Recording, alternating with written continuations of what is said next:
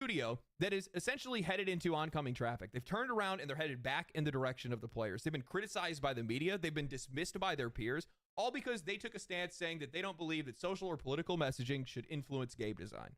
Imagine that being controversial. Imagine siding with the players being controversial. Take it a step further. I was approached by this studio to make a video under the condition that there are no restrictions. Make the videos that you like to make. It's for the best. So this video is sponsored by Lords of the Fallen with no red tape, no censorship. The only thing that they asked is that I talk about their 2.0 update and how much the game has improved. Joke's on them. I would have talked about it anyway. It's really impressive what they've done. But this is how you reach players. Transparency. They understand that. This game has gone through hell and back.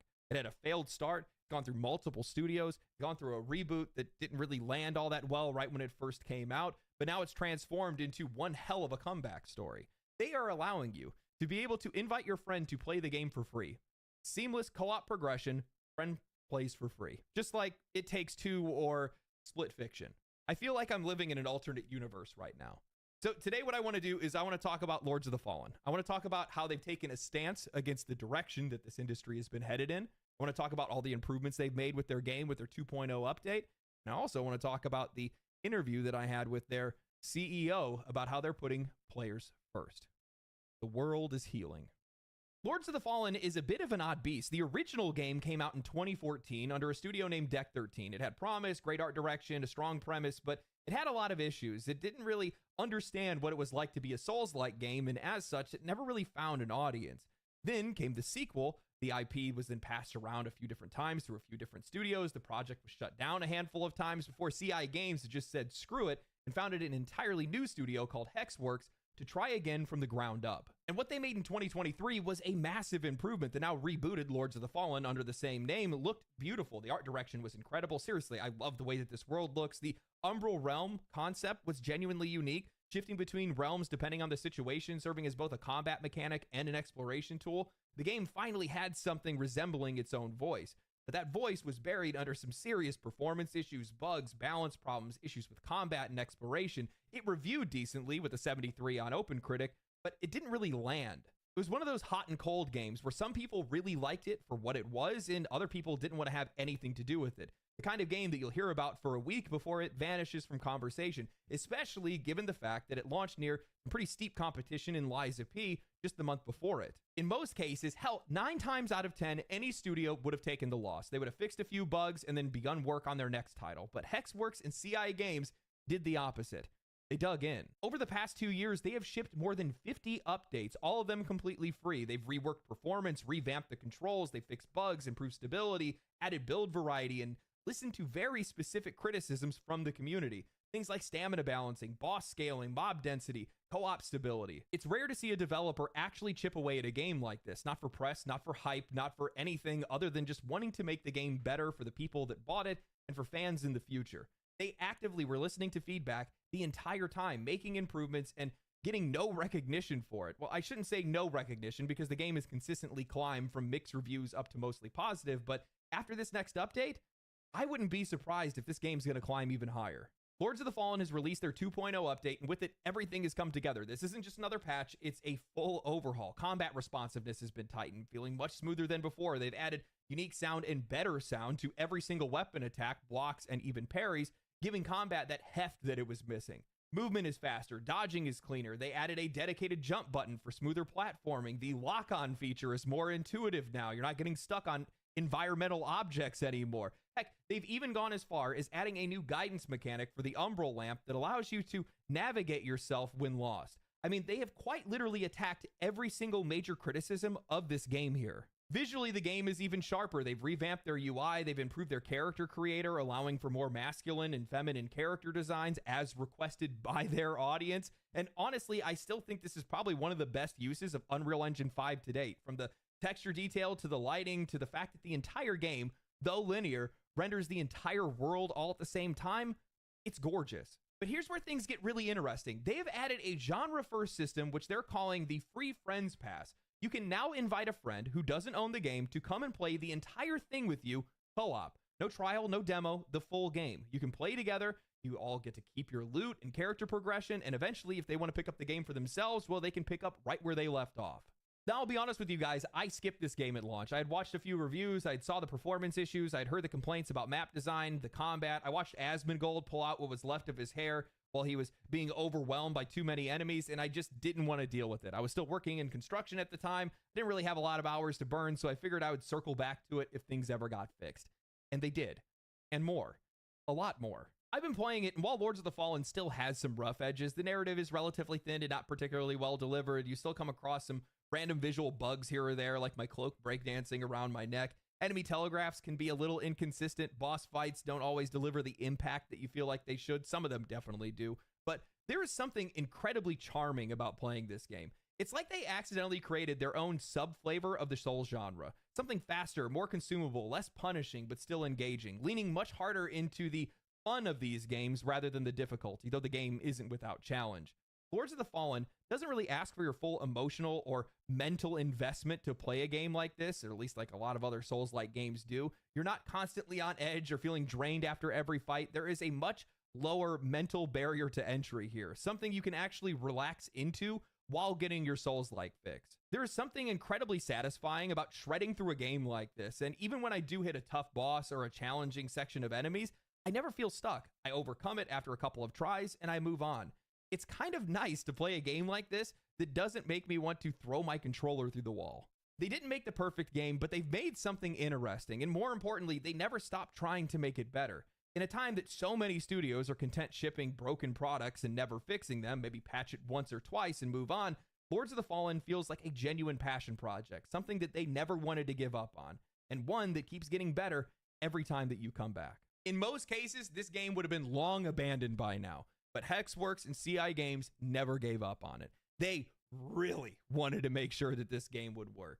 And honestly, they did it. They pulled it off. There's something in that not wanting to give up. There's something in that iterative process where you're trying to continue to improve. And we're talking about a game that failed once already, that had multiple reboot attempts, finally put out another one, and here they are improving that one. And I have a lot of respect in that, because not only does it mean a lot to the players that purchased the game, but it also means a lot to me as a player who hasn't, or, well, I mean, I have now, but it also means a lot to me as a player that's now looking forward to what they work on next, because you're building a reputation. I've been having a blast with it. Sponsored video, YouTuber glazing, I know. No, I've seriously been having a lot of fun with it, because I'm happy I didn't play this game when it first came out, because I would have gone in with the wrong expectations. I would have been disappointed by the performance, but now I'm just having a really good time relaxing and playing something a bit more casual, something a bit more polished, a hack and slash take on the Souls genre. I'm digging it. Share the game with your friends for free. That I didn't see coming. I thought that was something that was reserved just for Hazelight. And this is the last genre that I would expect to see something like that in, because it's genius, plain and simple. Not only are you going to get people that are going to want to buy the game so they can play with a friend for free, but you're also going to have that friend that's likely to buy the game if they end up liking it. That's how this whole thing works. Keep in mind, I've brought this up before.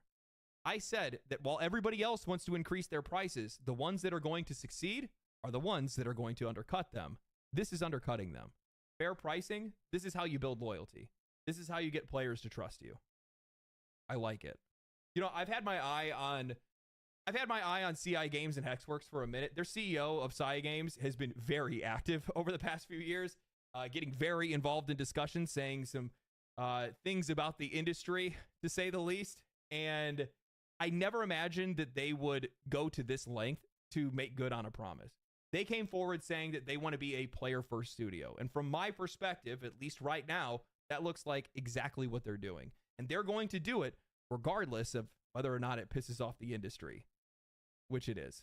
One of the biggest complaints that I've seen for modern gaming, bigger than bugs, performance issues, hell, even bigger than monetization lately, is something that a lot of people don't even feel comfortable saying out loud. The creeping presence of personal ideology in games, political messaging, performative social narratives, studio agendas that feel more concerned with social media engagement than they do with actually making a game that players want to play.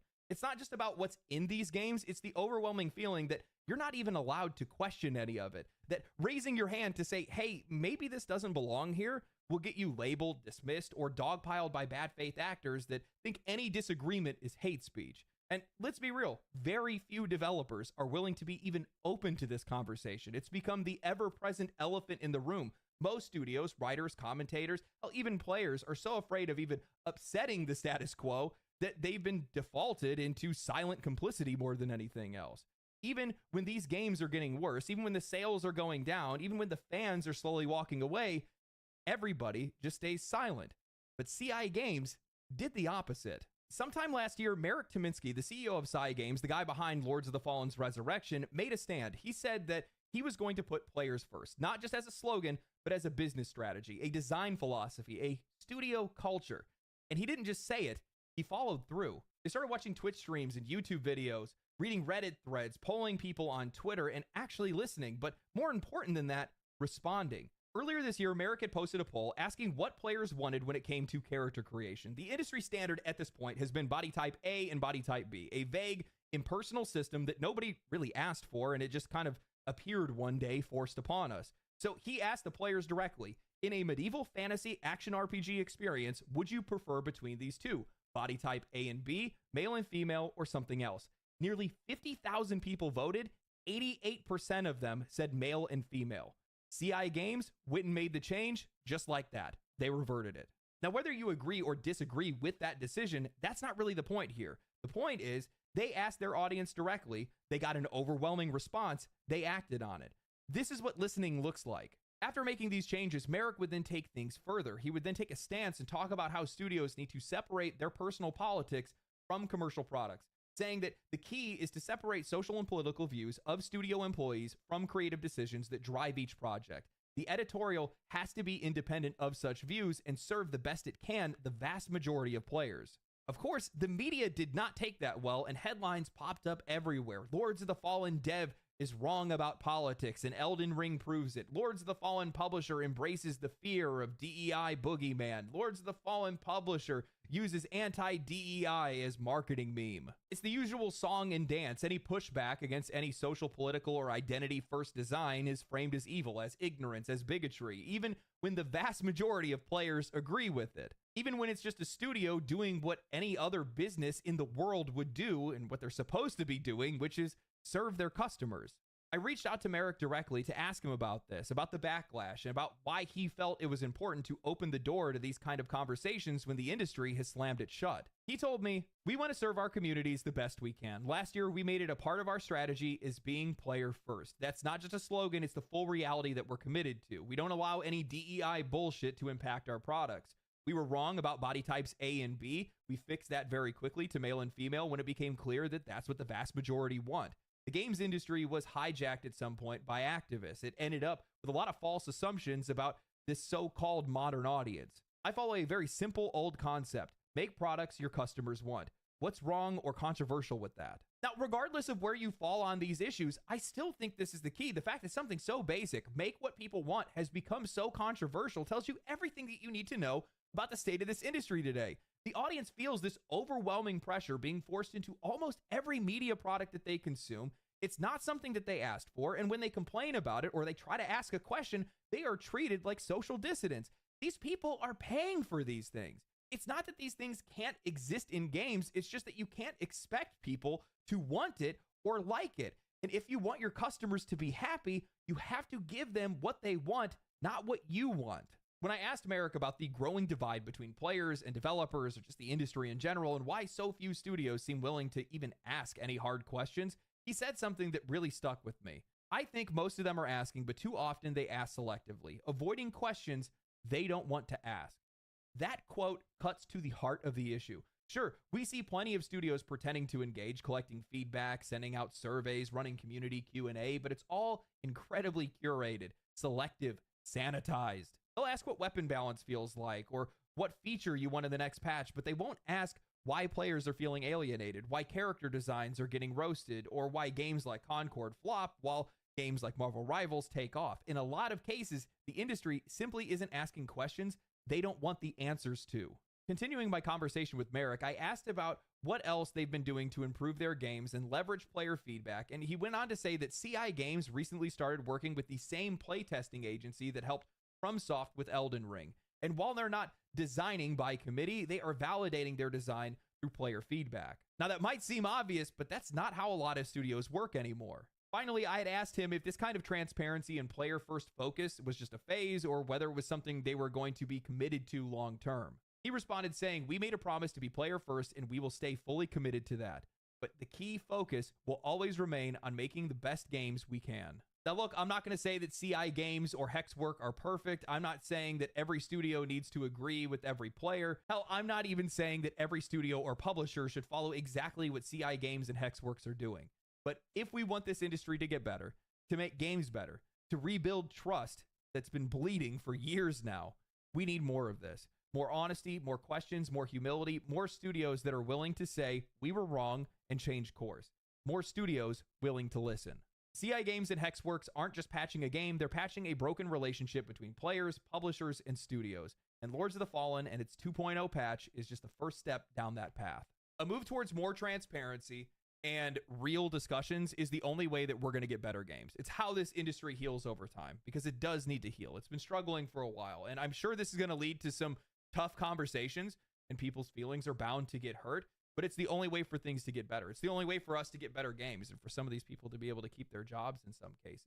I think far too often people want to shy away from these kind of topics. And because of that, they then just dismiss whatever the other side has to say. And when you got two walls that are screaming at each other and neither one of them want to move, well, nothing can happen. Can't have that. it's great to see how much Lords of the Fallen has improved. I love seeing a studio genuinely listening to their audience, implementing that feedback, iterating on that design, and improving their game. That's exactly what they've done. 2 years this game has been out. Like I said before, in most cases, it would have been long abandoned. They never gave up on it. It has been an absolute joy to play. I recommend it to everybody that's been watching this video. And while CI Games and Hexworks aren't going to get it right every single time, no studio ever does, at least these guys are trying. And from my perspective, that's more than we get in a lot of cases. So I appreciate that. I want to give a huge thanks to you guys, the viewer, because if it wasn't for you, something like this wouldn't even be possible. This kind of collaboration wouldn't be possible. I want to give a huge thanks to Lords of the Fallen for sponsoring this video. Make sure that you guys go and check out the 2.0 update. It will be live by the time this video has gone up. I've been playing it. I've been really enjoying it. If you have the game, re-download it. Invite one of your friends to come and play it for free. If you don't have the game, they have wildly deep discounts across the board. PlayStation Store, Xbox, Epic Game Store, Steam, all of them. Up to 70% off on almost every single platform. Go check it out. Go give the game a buy. It's definitely worth your money. And yeah, that's all I have. I'm actually going to hop off and play a little bit more. Thank you guys for watching. Hope you guys enjoyed the video. If you did, like the video, subscribe to the channel, comment down below, share the video with your friends, and come follow me on Twitch. Watch me live. Stay cool, stay righteous, stay safe. Peace. Family, family, family, family.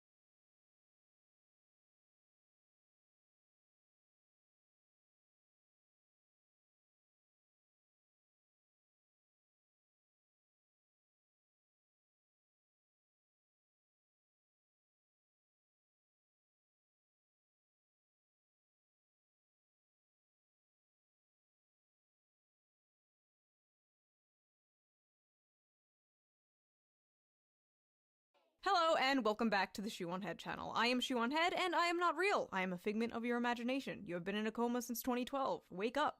Wake up.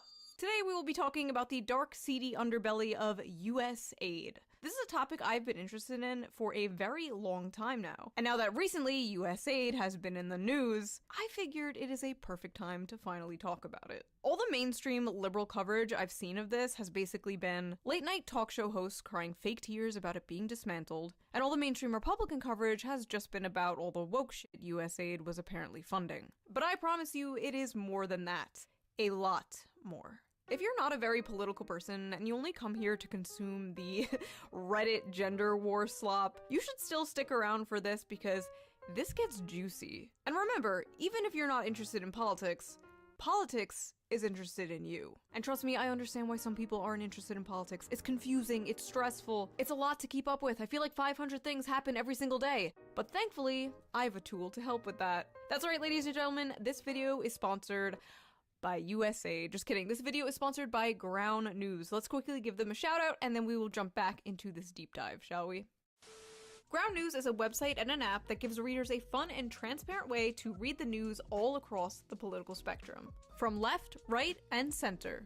Every story comes with a quick visual breakdown of political bias that helps you understand the full story and makes sure you're getting both sides. One of my favorite features of Ground News has to be the blind spot feature. It shows you news stories that have been covered by only one side of the political spectrum and ignored by the other side. For example, here is a story about how Elon Musk apparently pressured the Reddit CEO to moderate content on the site. Right away, we can see that the story has been covered by 12 sources, and out of these 12 sources, 75% lean left, and no right-wing sources have covered it. Ground News also makes it really easy to compare headlines to see how political bias or ownership can affect the framing of a story. For example, this right-wing headline about how Trump is taking executive action to make DC safe and beautiful, while this left-leaning headline frames the same story as Trump wants Washington, DC to be Berlin 1939.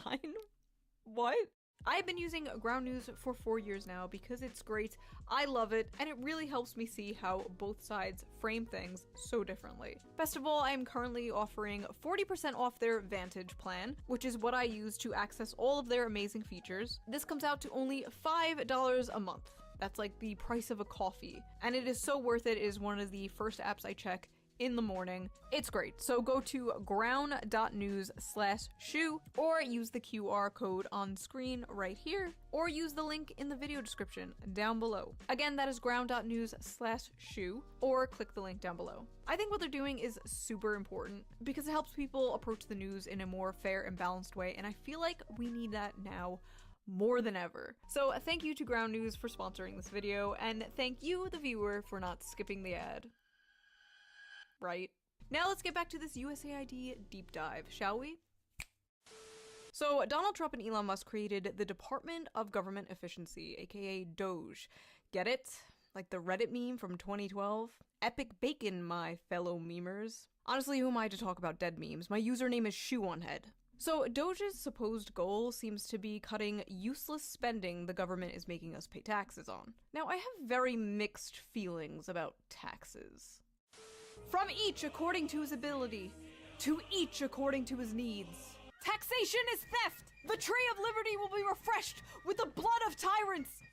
My opinion has always been, if we are going to pay taxes in this country, could they at least go to things that actually help people, like Medicare, Medicaid, Social Security, child tax credits, firefighters, fixing our bridges and roads, castrating pedophiles, government-funded girlfriends, things like that. And yes, we should be auditing the government. I think that's a good thing. Frankly, I don't care who does it as long as they do it well. Good things are good, bad things are bad. I'm anti-bad things, pro-good things.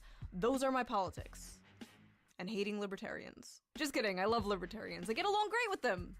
As long as we don't talk about child labor. Anyway, Doge got straight to work, firing government workers and basically hiring my Twitter mutuals. What was once a theater kid-occupied government is now a right-wing schizo poster-occupied government. No, I am not joking. So this is a 19-year-old high school graduate who has used the unfortunate nickname Big Balls online, so that would be one way that we could refer to him. He is now working at Musk's behest inside Doge. If you had told me 10 years ago that Donald Trump and Elon Musk would hire some Zoomer named Big Balls to help audit the government, I'd believe it. Like, yeah, that checks out. They have no relevant experience. Most of them aren't old enough to rent a car. They're not even old enough to rent a car. They're in their 20s. We sent 18-year-olds to go die in the wars you cheerlead on, you evil hag! Why are they so focused on the ages of these people when our government is basically a retirement home? But honestly, I don't blame Hillary Clinton. If I were her, I also wouldn't want 22-year-olds in the government. Months before dismantling the Department of Education, or apparently Sesame Street, Doge's first order of business was dismantling USAID. Without providing any proof, Elon said USAID is a criminal organization. Oh yeah, they're an international crime syndicate hell-bent on helping people. Pretty f***ed up, huh? Taking money away from an aid program that helps poor people all around the world. Except USAID was not exactly that. In fact, it doesn't even f***ing stand for aid. It stands for United States Agency for International Development. It has f*** all to do with aid. But honestly, I don't blame you for thinking it does. After all, they do make the word aid a different color in the logo.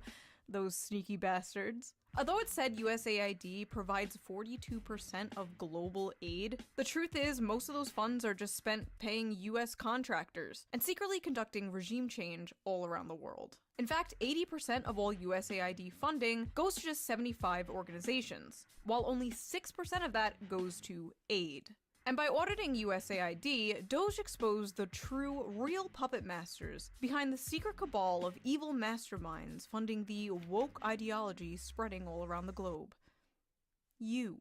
Yes, it was you, American taxpayer. Turns out the deep state was the friends we made along the way. And yes, it's true, we are spending billions of dollars in our tax money to fund things like teaching Sri Lankan journalists how to avoid binary gendered language, combating disinformation in Kazakhstan, promoting inclusion in Vietnam, millions to an Armenian LGBT group, millions to rebuild the Cuban media ecosystem, millions for LGBT causes in the Western Balkans, millions for LGBT activism in Uganda, millions for atheism in Nepal, millions for male circumcision around the world, and $2 million for sex changes in Guatemala. And many other things that were so ridiculous I had to double check to make sure I wasn't being trolled. Taxpayer-funded sex changes in Guatemala? We don't even do that here!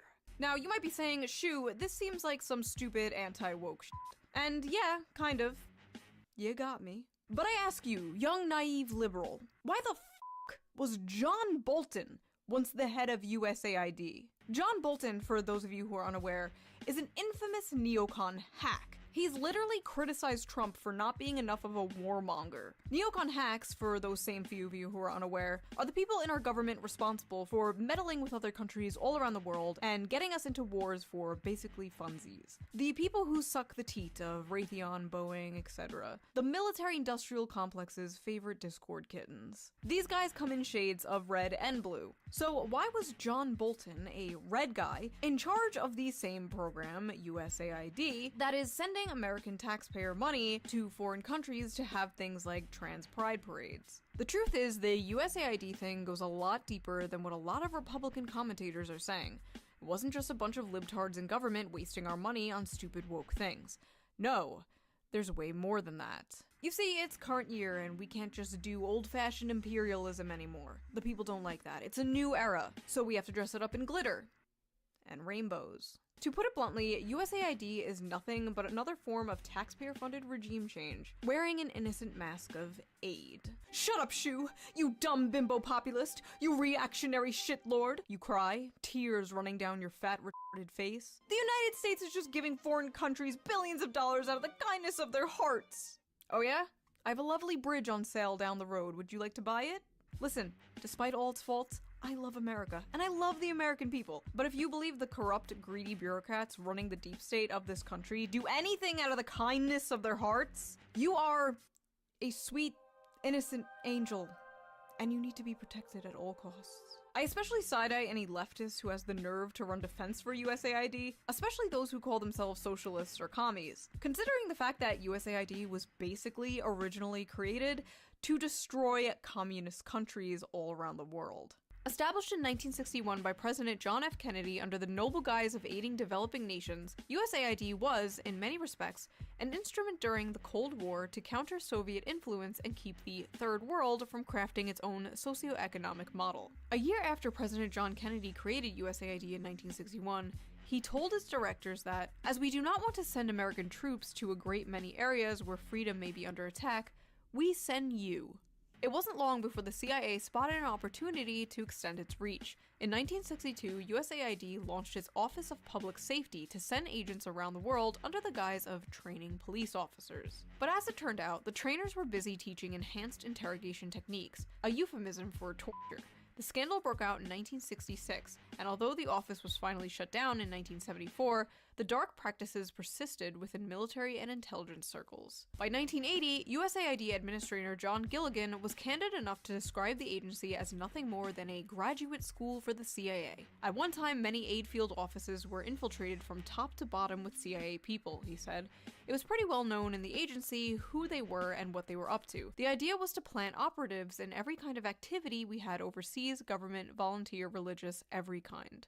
USAID was quickly nicknamed the CIA's little sister. Oh, and here is John Bolton holding a trophy given to him by USAID in the shape of a hand grenade. Yeah, nothing to see here, folks. So let's talk about Zune Zaneo, shall we? Sit down. I love this story. Taken directly from Wikipedia, Zune was an online social networking and microblogging service created by the United States Agency for International Development, aka USAID, and marketed to Cuban users. It was covertly developed as a long-term strategy to encourage Cuban youths to revolt against the nation's government. The developers aimed to use non-controversial content, such as sports and music, to build up subscribers and then to slowly introduce political messages through social bots to encourage dissent in an astroturfing initiative. So basically, USAID created a fake-ass social media platform in Cuba with our tax dollars, flooded it with bot content about like sports and music and whatever, just to make it seem normal, then slowly started to manipulate the users and create political division on the app between Cuban citizens in order to create political chaos in this country and a potential uprising. So yeah, how dare we take money away from those starving undercover agents? To make things even more sus, the money we spent on Zunzaneo was publicly documented as an unnamed project in Pakistan. Yes, this fake-ass social media psyop they created in Cuba was documented by our government as being a project in Pakistan. Now, think of all the other weird shit USAID was supposedly funding. Those sex changes in Guatemala. Were they really sex changes in Guatemala? Or were they some covert psyop being done somewhere else in the world? I guess we'll never know now. Using social media to divide the masses and create political division. You don't think... No. They wouldn't do that. I mean, it's kind of weird they asked the former founder of Twitter to help with this project, but no. They would only do social media psyops in other countries, right? Right? In March 2024, a document was exposed that revealed USAID was running covert psyops all around the internet in order to combat populist misinformation about the government on Twitch, Twitter, Reddit, Facebook, and 4chan. Although its internal justification was halting the flow of mis- and disinformation, it seemed particularly concerned with malinformation, a concept it defines as speech that is factually correct but misleading, i.e., bothersome truths the US government would prefer the public does not know. USAID suggests directing the public toward mainstream corporate sources of information and psychologically inoculating them against inconvenient facts that challenge US power by pre-bunking information before people see it. Pre-bunking includes discrediting the brand, the credibility, and reputation of those making false allegations. In other words, a state-directed attack against alternative media and critics of the US government. So basically, USAID was funding a bunch of dorks to go all around social media and be like, source? Every time someone criticizes the government. This is somehow more pathetic than when I used to use an alt account to defend myself on BreadTube subreddits. That is basically what our government was doing. Also, I like how this implies the people you called a Fed online might have actually been a Fed. There is a chance that you may have fought with a federal agent, a USAID federal agent on Twitter or 4chan. This also implies that, like, streamers and social media influencers may have been funded by USAID. But who? Who among us? Who would be willing to unquestionably, enthusiastically suck establishment cock that hard? For all the bad stuff America does around the world, USAID was just an organization that did a lot of nice things. Like, it put a lot of money into efforts to help people in a variety of ways, like both materially and culturally. It's just like a nice way for the United States to have a positive presence around the world. For the record, I do not actually believe Destiny is being funded by USAID.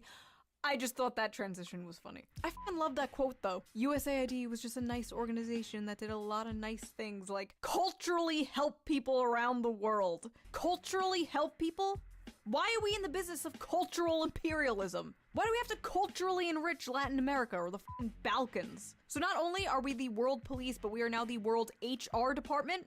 No thank you. Why are we spending billions of dollars doing fuck-ass shit in other countries while ours crumbles? I don't care about teaching gender studies to Ugandans. The pothole in front of my house hasn't been filled in 3 years. These are my taxes, and I believe my taxes should go to help people in my country. I don't think that's controversial to say. And I know many conservatives agree with me. I'll always hear them say, we can't be spending money in Ukraine. We have to take care of our own. And then they just don't take care of their own. Because that's socialism or communism or something. Listen, do you actually want to take care of your own? Do you actually want your taxes to go towards helping the poor and sick and families in this country? Are you actually America first, or are you corpos and foreign countries first? I'm more than happy to work with you on good things to fix this country. But I don't think the establishment GOP is. You don't want able-bodied workers on a program that is intended, for example, for single mothers with 2 small children who's just trying to make it. That's what Medicaid is for, not for 29-year-old males sitting on their couches playing video games. We're going to find those guys and we're going to send them back to work. First of all, Medicaid is for anyone who needs it, period.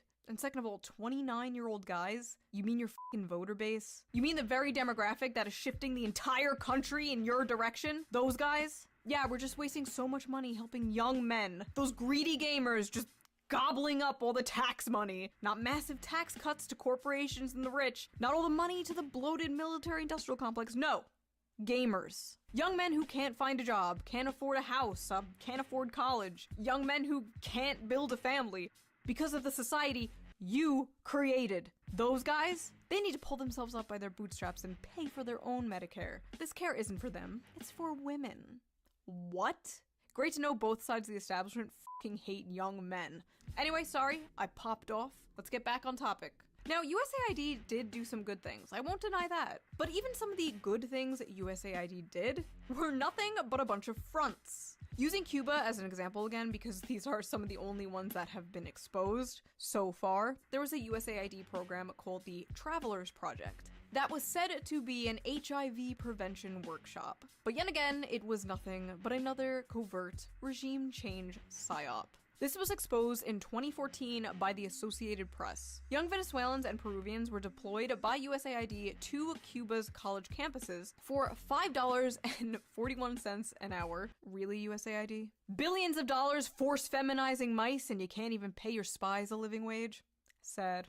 Anyway, they were used to recruit college students into political organizations with the goal of turning them against their government. The goal of, once again, creating political division. In the exposed memos about this, USAID called their HIV workshop the, quote, perfect excuse.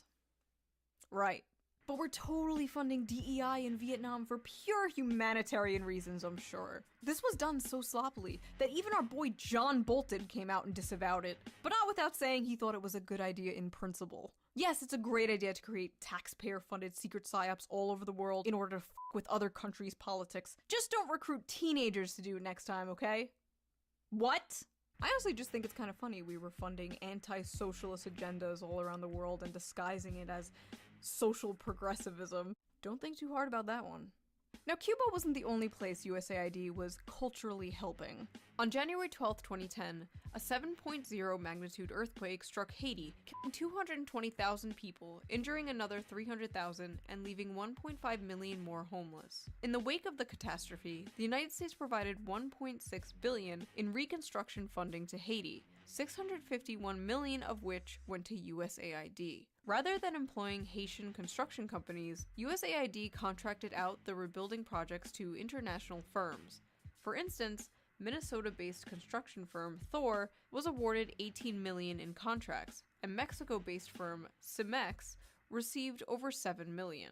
But by far the largest recipient of USAID funding in Haiti was Washington, D.C. based contractor Chemonics International, who received over $200 million to carry out a total of 141 projects. In fact, USAID awarded more money to Chemonics than to the entire Haitian government in the wake of the earthquake. An audit conducted on Chemonics revealed that the company had a tendency to not finish jobs, evaluated its own project on arbitrary criteria not having to do anything with the project, and failed to set timelines, causing some projects to fall behind schedule. In one case, Chemonics was contracted to build Haiti's new parliament building, but what they constructed came out half-finished and unusable. The company only built the framework of the building, not even erecting interior walls to divide office spaces, nor did they bother to furnish the building. Left with this, the Haitian government was forced to draw $775,000 from its public treasury to complete the project. Despite these disastrous results, Chemonics to this day remains USAID's top contractor. The construction company was awarded $506.4 million in contracts in 2021 alone. In a leaked email exposed by WikiLeaks, they described this tragedy as a gold rush, ensuring that it would be great for international companies. Seems like the only thing they are culturally helping is their own wallets, am I right? And you know how you always hear about how poor people are in Venezuela and how the politicians are so rich and live in luxury? Yeah, part of that has to do with USAID. Billions of dollars of aid we sent to Venezuela just lined the pockets of US-backed politicians there. Only 2% of the aid we sent to Venezuela actually went to help Venezuelans. So at this point, the whole world was basically sick of USAID's bullshit. In 2013, Bolivian President Evo Morales expelled USAID officials from his country on the grounds that the agency had conspired against his government by allegedly manipulating social movements in the country. He also charged that a previous USAID program that sought to help cocoa farms switch to new crops was politically motivated. Russia expelled the agency in 2012 for similar reasons. Its foreign ministry argued in a statement that USAID attempts to influence political processes through its grants. And in February, Kenyan Cabinet Secretary Francis Kimimya claimed that his government had evidence that USAID had hired activists to organize anti-government protests in Nairobi in an effort to topple the government. Oh, and if you're wondering why so many news outlets and journalists were freaking out over the potential shutting down of USAID, yeah, it's probably because it's where their paychecks were coming from. Yeah, apparently USAID was funding about 6,200 journalists and 707 news outlets all across the world. Not even just America. For example, the editor-in-chief of a Ukrainian news outlet wrote that destroying USAID was a greater threat to Ukrainian journalism than the Russian invasion. What? There were independent outlets shutting down everywhere, including Russia after the USAID freeze. So we were apparently funding media in both Ukraine and Russia. I'm playing both sides so that I always come out on top. Serbia, Moldova, all across Latin America, independent outlets shutting down everywhere. All because the little sister of the CIA can't pay no mo. So I have a question. Why the f were we funding media in all these other countries? Well, the CEO for the Center of Investigative Reporting, a USAID-supported Bosnian media organization, said it best. Quote, "If you are funded by the US government, there are certain topics that you would simply not go after, because the US government has its interests that are above all else." Oh, I guess that answers my question. USAID is also ridden with other scandals, such as covering up a child sex abuse ring in Kenya, kidnapping and torturing people in Uruguay, forced sterilizing 300,000 Peruvian women, and the famous one you all know, funding drug production in Afghanistan. Oopsie poopsies, we did little fucky wuckies. Now think about all the other shit that hasn't been exposed. These aren't mistakes, these aren't flukes, these aren't little fucky wuckies. This is what this program was set out to do. This is why it was created. We were quite literally funding Globo Homo as a sneaky way to do regime change and American intervention. Or do you think we're spending $1 million in Nepal to promote atheism because Hinduism is such a threat? You're cute. The United States won't sleep until there's an ugly progress flag hanging on a Starbucks on every corner of every street all over the world from Latin America to the Middle East. Ah yes, the greatest American exports. Butt, sex, and war. There are a shit ton of old left-wing articles you can find online spanning back to like 2010, even earlier, about how evil USAID is. Now suddenly liberals are acting like it's another fucking beacon of democracy that we have to cry and piss and shit about just because it's Trump getting rid of it. Frankly, I don't care. If they start dismantling things that I do care about, things that do actually help the American people, then I will care. Expose where the trillions of dollars we spent on the Iraq war went next, please. Or, you know, actually release the Epstein files. Do I think Doge cut USAID because they're our great comrade in arms, cutting off the tentacles of American imperialism? No. Trump probably just cut it because he thought it was a woke, gay waste of money, and it was. But as far as I'm concerned, every article written about how bad dismantling it was written by John Bolton himself. Like the president of Colombia said, "Take your money with you. It's poison." All the sources I used in this video and all the information I got for this video will be in links down below. Feel free to do your own research as always. And if you like this video, please consider subscribing. A lot of you aren't subscribed apparently. You just watch and fuck off. I will find you. Also, this video is most likely going to be demonetized, so if you can and if you want to, please donate to me on Patreon, link down below. It helps the channel so much and I appreciate it. And I will see you next time with a less serious, more fun video.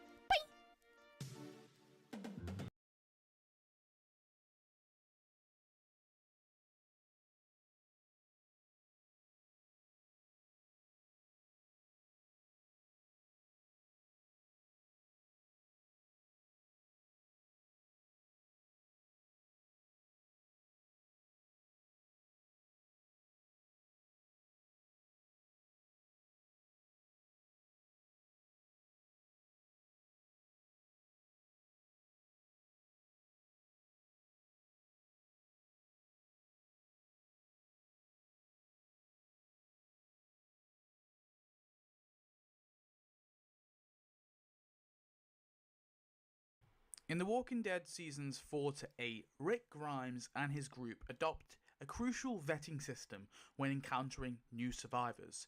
3 simple yet revealing questions. The first, how many walkers have you killed? The second, how many people have you killed? And the third, why? These questions serve as a moral compass, filtering out threats and assessing a person's experience, ethics, and their potential danger they might have towards Rick and his people. The questions were first adopted after Rick and his group took in a lot of people from Woodbury and also began to take other people that they encountered on the road too into the prison community. So again, it was a way of vetting, but Rick and his people end up using these questions going forward as well. Up until about Season 8, and after Season 8, they don't really use them anymore, but they do adopt some new questions, kind of, which we'll talk about later in the video. Now in Season 3, Rick goes crazy and he's on the telephone, and some people argue that this is like the predecessor to the questions, because when Rick's hallucinating and he's hearing Laurie and Amy and Jim, he's asked how many people he has killed, and Rick obviously replies 4, referring to Dave and Tony who drew their guns on him, Shane, who of course was one of his own who lost it, and of course Tomas, who threw him into walkers. So he's not asked the why, but he kind of explains the why himself. But I don't know if I really count this as like the predecessor to the 3 questions. I guess you can kind of, in a way, work it in. But I'm of the mind that the 3 questions were likely conceived by the council at the prison, because obviously at that point Rick had stepped away from leadership. He was just a farmer, and the prison council of course was the people running things. So I believe that's basically what happened. The council came up with these questions, maybe with Rick's input. Now obviously these questions were probably asked to everyone who joined the prison community after Rick took everyone in from Woodbury, but we're aware at the very least that Rick and members of his group ask these questions to 8 separate people. So the first time as the audience we see these questions being asked is actually in the Season 4 premiere, where Rick asks them to Clara. After Clara has taken a swing at Rick and then stabs herself, Rick asks her the following questions. How many walkers have you killed? Eddie killed them all. How many people have you killed? Just me. Just me. Why? You don't get to come back. You don't get to come back from things you've done.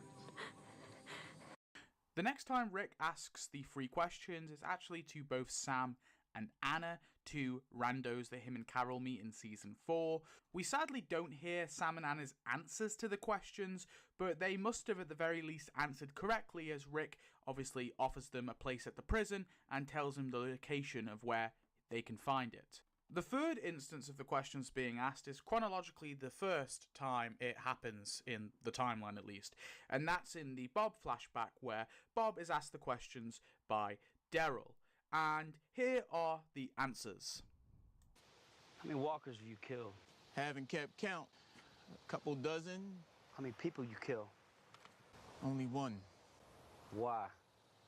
She asked me to. You wanna come with us?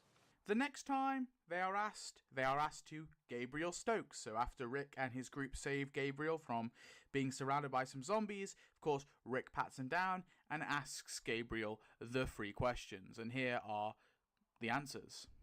How many walkers have you killed? Not any, actually. How many people have you killed? None. Why? Because the Lord abhors violence. And Rick actually asks a little bonus question here for Gabriel. What have you done? We've all done something. I'm a sinner. I sin almost every day, but those sins I confess them to God, not strangers. The next time the questions are asked is when the group encounter Aaron, or Aaron encounters them, I guess. After they decide to head towards Alexandria, Michonne realizes they haven't asked them, and also that there is no pictures of this so-called Alexandria community that definitely never existed. So Michonne kind of panic asks Aaron, and here are the answers. How many walkers have you killed? I'm sorry, what? How many? I don't know, a lot. How many people? 2. Why? Because they tried to kill me? The next time they are asked is when Daryl asks Dwight in Always Accountable. Dwight's answers, I think, are my favourite as well, but let's have a listen. How many walkers you killed? A lot. How many people you killed? None. Why? Why haven't I killed anybody? If I did, there'd be no going back. There'd be no going back to how things were. Now, I don't know if this one technically counts, but in the episode The Next World, Rick attempts to ask the questions to Jesus, but Daryl stops him, although he does get the first one out, but Jesus can't be asked to respond because he had to run. How many walkers Not this guy. How many walkers have you killed? Sorry. And the final time that a member of Rick's group asked the specific free questions, the OG free questions, was actually in Season 8 when Carl asks Sadiq the questions. And here are Sadiq's answers. How many walkers have you killed? I know it's hard to keep track. 237. Give or take a couple. How many people have you killed? One. Why? The dead tried to kill him, but they didn't. Now, like I said before, I do think the questions evolve in a different way, and I do think we get an iteration of the questions later on. But for now, I just want to talk about the OG free questions. So what are the right answers to these questions? How does one pass the test and become a member of Rick's group?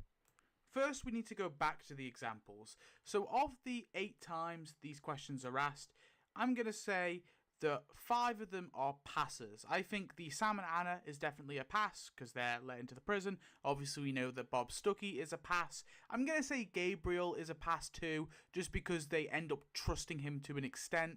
Dwight is definitely a pass because obviously Daryl offers for him to come to Alexandria after he answers. And of course, Sadiq is a pass too. Now, in terms of the fails, I think the only clear one is Aaron. Only because after he answers, Rick and co become pretty erratic. It's quite clear that Aaron's stumbling and not clear answers probably would have constituted a fail. It only happens that because the group found Eric later on, that sort of quelled Rick's fears and sort of made up for the fact that Aaron failed. And the one I don't know about is, I guess, Clara, because ultimately she's dead, so we don't know if Clara really failed. And I guess Jesus failed, technically, because he ran away. He didn't even answer the question, so that's just a failed by default. Now, the how many walkers have you killed question might on the surface seem pretty useless because ultimately that's not a moral judgment. If you've killed 1 or if you've killed 100, it doesn't really matter because killing a walker, morally speaking at least, is permissible. However, I think it does serve some purpose. For example, if you're a heartless person and you don't give a fuck, right, you might just say, I don't know, lost count, couple thousand of the bastards, right? But people like Bob and Dwight, they admit they don't really know the number, they've lost count, but they know it's around like a couple dozen. I think this is a good answer. It shows that you're not psychotic and you're keeping count of every single one, but you're also not heartless to the fact that, you know, these used to be human beings and that you've put many of them down. You have a rough estimate. Now, granted, Sadiq did pretty much know his body count, but he does have a reasonable explanation. Obviously, he used to do that to honor his mother or whatever, so I guess that probably lets him slide. As well as all this, of course, the how many walkers have you killed just kind of gives a general idea to how capable of a survivor you are as well. So ultimately, the how many walkers have you killed question is probably the least helpful, but I don't think it's completely useless. I do think there is a purpose to it. Now, the next question, of course, is very important, and that's how many people have you killed? Now, you might think the answer to this question can just be any old number because it ultimately doesn't really matter. What matters is your explanation as to why you've killed said many people. However, I completely disagree. I think the number is really important, especially early on when they were recruiting people into the prison community. For example, if your answer is 10, and then your explanation as to why you've killed 10 people is it was all self-defense, that says something about you. How likely is it that someone can kill 10 people and all 10 killings are self-defense? I would say that's pretty low, or at the very least, they're putting themselves in a position where they're going to have to kill. Ergo, it's showing that they're very comfortable in killing people. So I do think the number is important ultimately. And then the final question, the why, is obviously the most important. This is the explanation as to why you've killed said many people. Now I can't lie, it's kind of disappointing that Rick's group never asked the 3 questions to someone with a particularly high body count. Clara's only killed herself. Sam and Anna we don't get an answer to, but I doubt they've killed anyone. Bob has killed 1, but it's obviously a mercy kill. Gabriel has no kills. At this point, Gabriel is a complete virgin when it comes to killing zombies and people. Aaron's killed 2, but again, in self-defense. Boring. Dwight is also, just like Gabriel, at this point not killed a single human being. Jesus dips before he can even answer, and Sadiq, just like Bob, has only got a mercy kill.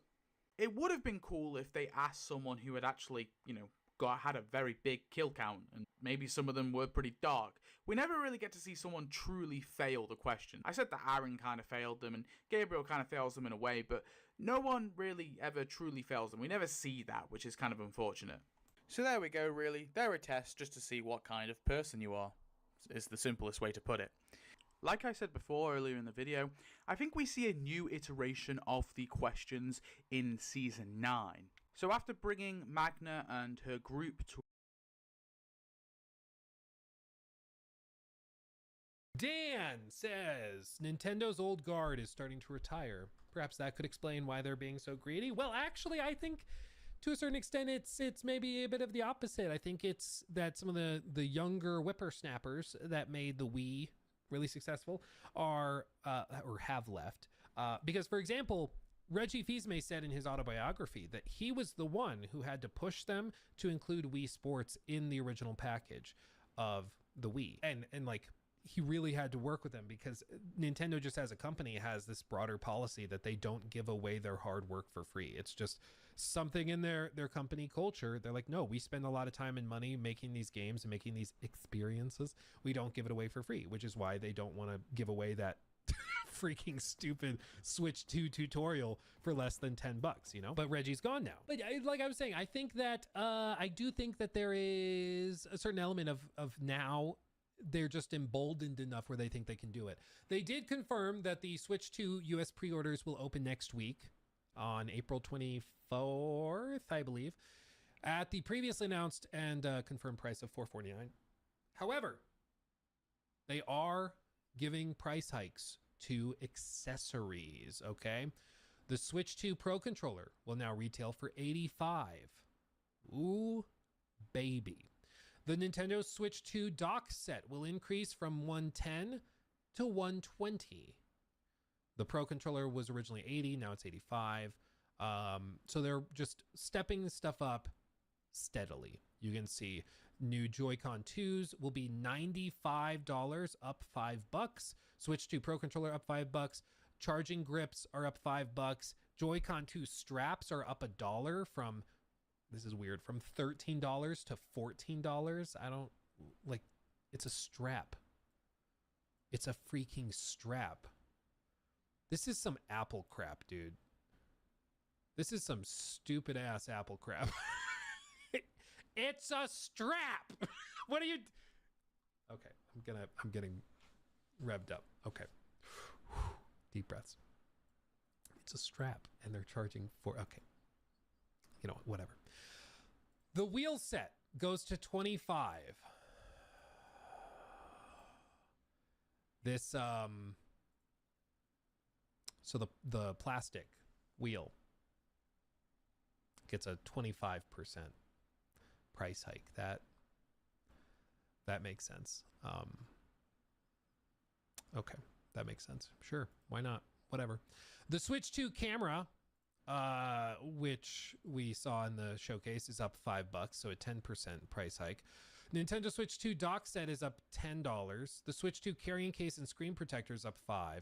The Switch 2 all-in-one carrying case is up $5 to $85, and the AC adapter is also up $5 as well. So they've decided to keep the Switch itself at the previously announced price. Same with the bundle and the games.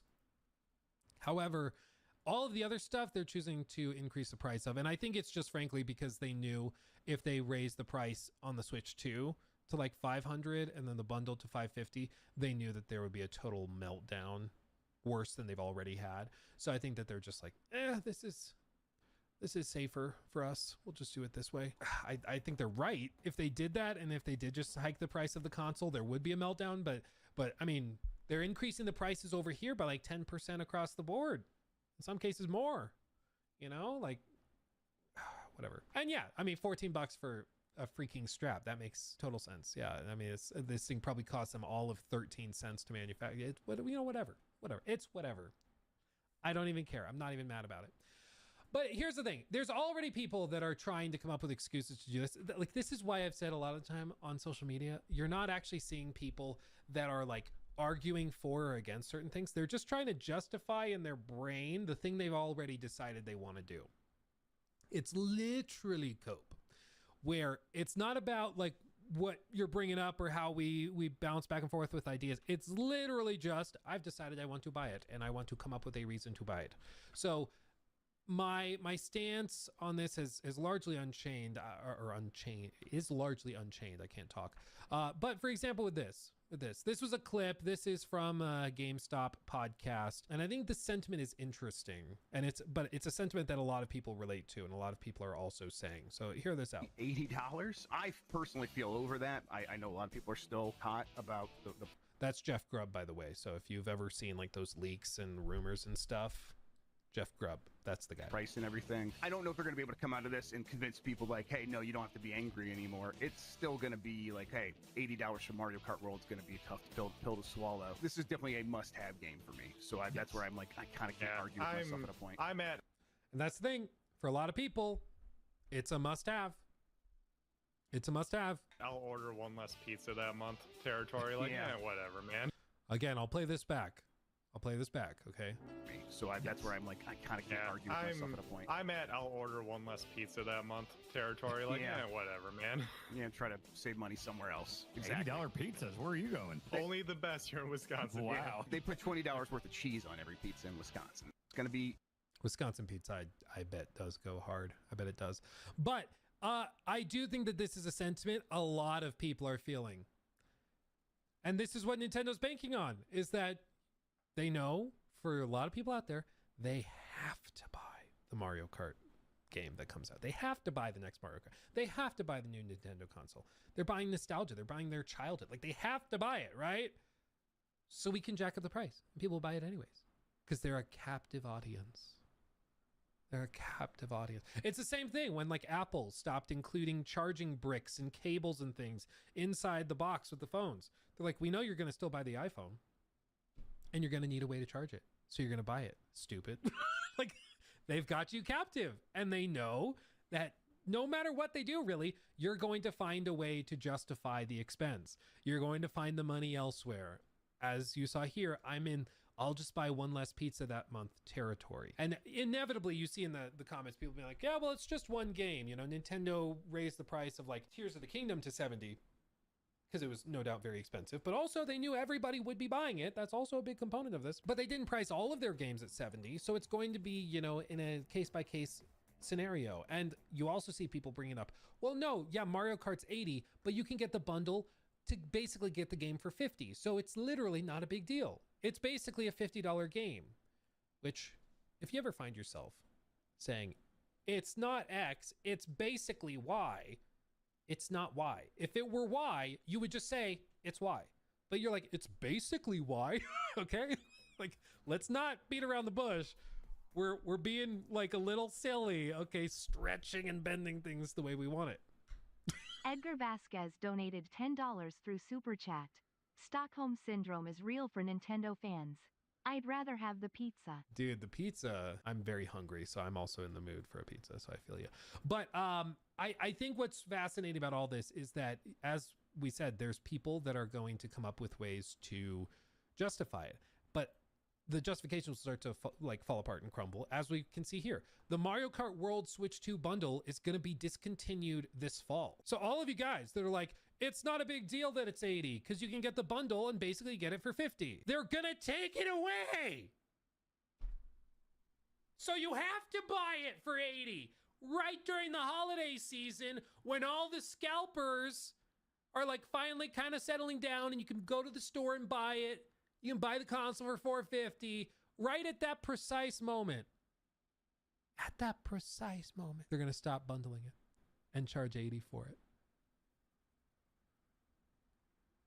But no, yeah, let's just hand wave it away. It's why I've made the commitment that I'm not buying a Switch at launch, certainly. I mean, if I end up getting one like in a year or whatever it is, I kind of am tempted to just get it secondhand and like only buy things secondhand so that they don't get any cut from it. Like I'll go buy one from the GameStop refurbished program. I'll be the one guy on earth that bought one from them. But I'm just like, I'm so sick of this kind of thing because as I said in like my response to this, I was like, it's the real problem is that if you accept the $80 price tag, it's not just this one $10 increase. It normalizes the price point through the whole industry, and soon every AAA game will start to be priced at 80. It's not just about Mario Kart, it's about its effect on the industry as a whole. I understand that some shrugging it off and just not ordering a pizza this month. But when every AAA game starts at 10-15% higher, it'll mean spending potentially hundreds more every year, assuming you buy a lot of titles, on games that aren't quantifiably different. I know a lot of people love their Mario Kart games, but please consider abstaining for even just a few months to send a message to Nintendo for the good of the industry and for those who don't have the money to absorb this financial blow. And so in response to that, you have somebody that has a mental break and I didn't realize this, but some people, this is like a new thing, relatively new, where you'll say something on like social media and then some people play this game where they say something that has like nothing to do with anything and they'll say it as if it's a counter to what you said. It's really interesting. It's a fun game and there's some people that are really good at it. Like this guy, average concert ticket price is $135. Okay. Good job. You win. You won the game. Like what? Then he shares a screenshot. Okay. What? What are we doing? What is this? Okay, cool. Do you want a high five? What are we doing? I don't know what you're talking about. But immediately, like you see people that start to, that just will hand wave it away because they've decided that they want to buy Mario Kart. They've decided they want to buy a Switch too. They're excited for it, which I get it. It's a new console. It's a new game. Like I get why you're excited for it. That's fine. But this is like at the end of the day, all you can do as an individual is advocate for the industry you want to see, advocate for the games you want to see, for the type of price offerings, your value proposition that you feel is fair. And what I feel is that the Mario Kart world is not worth $80. And I think they know it's not, which is why they're doing this bundle thing at launch. And they think that the audience is captive and therefore they can get away with it. And I don't think they're wrong in that feeling. I think it's pretty clear that they can price it at this point and people will still buy it. Lots of people will still buy it and they will come up with excuses like, oh yes, it's very expensive. Yes, they're normalizing a higher price point in the industry. And if I buy it in droves and, you know, support this, that other companies will feel justified in doing it. And that will just jack up the prices for all of our games by 10-12%. But concert tickets are expensive, so I guess I have no choice. That's basically what we're dealing with at the end of the day, okay? That's what we're dealing with. If you missed it, they did do a direct for Mario Kart World where they tried to explain some of the pricing strategy, or not the pricing strategy, but they did try to explain some of this and why it's remarkable. And I think a lot of people left the event just being like, why couldn't you have shown this during the initial event? Because there was not much revealed that was new. They explained some individual specifics of how it's going to work. It was just a weird choice to have this be a separate event or whatever. But you'll also notice they turned off the live chat replay, and it's because it was flooded with people doing the same thing they did in the initial showcase, which is just flooding it with lower the price, lower the price, lower the price. You know, I'm going to hold the line. I'm not going to buy it, and I encourage you not to buy it. And I'm a YouTuber. I love spending money. I love it. It's a passion of mine, really. I love being irresponsible, but I think in this case, it's like it's Mario Kart. We'll be fine. If it's GTA 6, I think everybody understands that GTA 6 is a $2 billion game by the time it comes out. They cost $2 billion to put that thing together, is what analysts and industry experts expect it to cost. Do you really think Mario Kart World is on that same level of production value? Like GTA 6 almost certainly launches at like 80, 90 bucks or something like that. But you look at GTA 6 and you're like, I understand why. You look at this and you're like, what are you smoking? So that's where I'm at with it. But I understand there's a lot of people who love their Mario Kart, who love Nintendo, and will throw money at them regardless. But I would just encourage you, even just take a couple months. Take a couple months. Maybe you do want to buy one and you're like, I'm so excited. Wait until August, something like that. And then buy it. But just send the message up front, spook the executives who see the numbers come in lower than they expected. Spook them just a little. And then you'll see adjustments. You'll see all sorts of things, because all the reporting is pretty clear that Nintendo executives are a little freaked out by this. They did not expect this blowback. So give them a little bit more of a spook. That's all I'm saying. That's all I'm saying. Base player, thank you for the 5. If Nintendo ever charges $100 for a game, I can all but guarantee it will be Smash. That's if HAL makes another Smash. Yeah, they probably would. I think also if they did another Smash, they would charge at least 80 for it. But yeah, I mean, almost certainly they're going to do that. Like, they're just marching the price up, you know, little by little. And they know that they can get away with it because people will still buy it, and they'll justify it in very creative ways. Very creative ways. Red Fajita, thank you for the 22 months as a member, almost at 2 years. Ooh, baby. I'd be more lenient with prices on games if they weren't all online, needed, where the company can shut down the game whenever they want. Well, and you know that they're going to also flood it with DLC. They're going to flood it with DLC maps, maybe DLC characters. They're doing all that. Like, a lot of this stuff also, a lot of the specific features of the Switch require the online membership. Even like their big exclusive FromSoft game is going to require an online membership. So it's not even just that game, I'm guessing, is going to be $80. And that also is going to require a membership to their online service. So like every step of the way, they're going to nickel and dime you. And I'm just kind of sick of it. I'm annoyed by it. I'm officially annoyed by it. He took my thing. Red flag, red flag. 16 times the detail.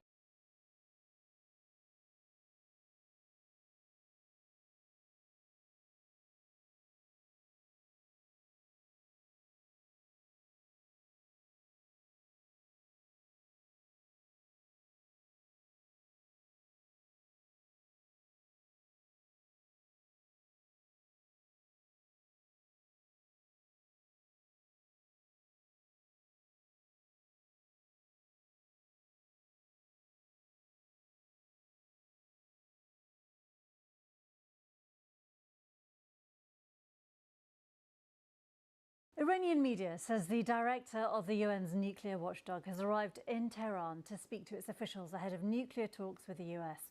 It comes just hours after Raphael Grossi told the French newspaper Le Monde that Iran is not far from developing a nuclear weapon. But he stressed that the IAEA was not party to US negotiations on Iran's nuclear program.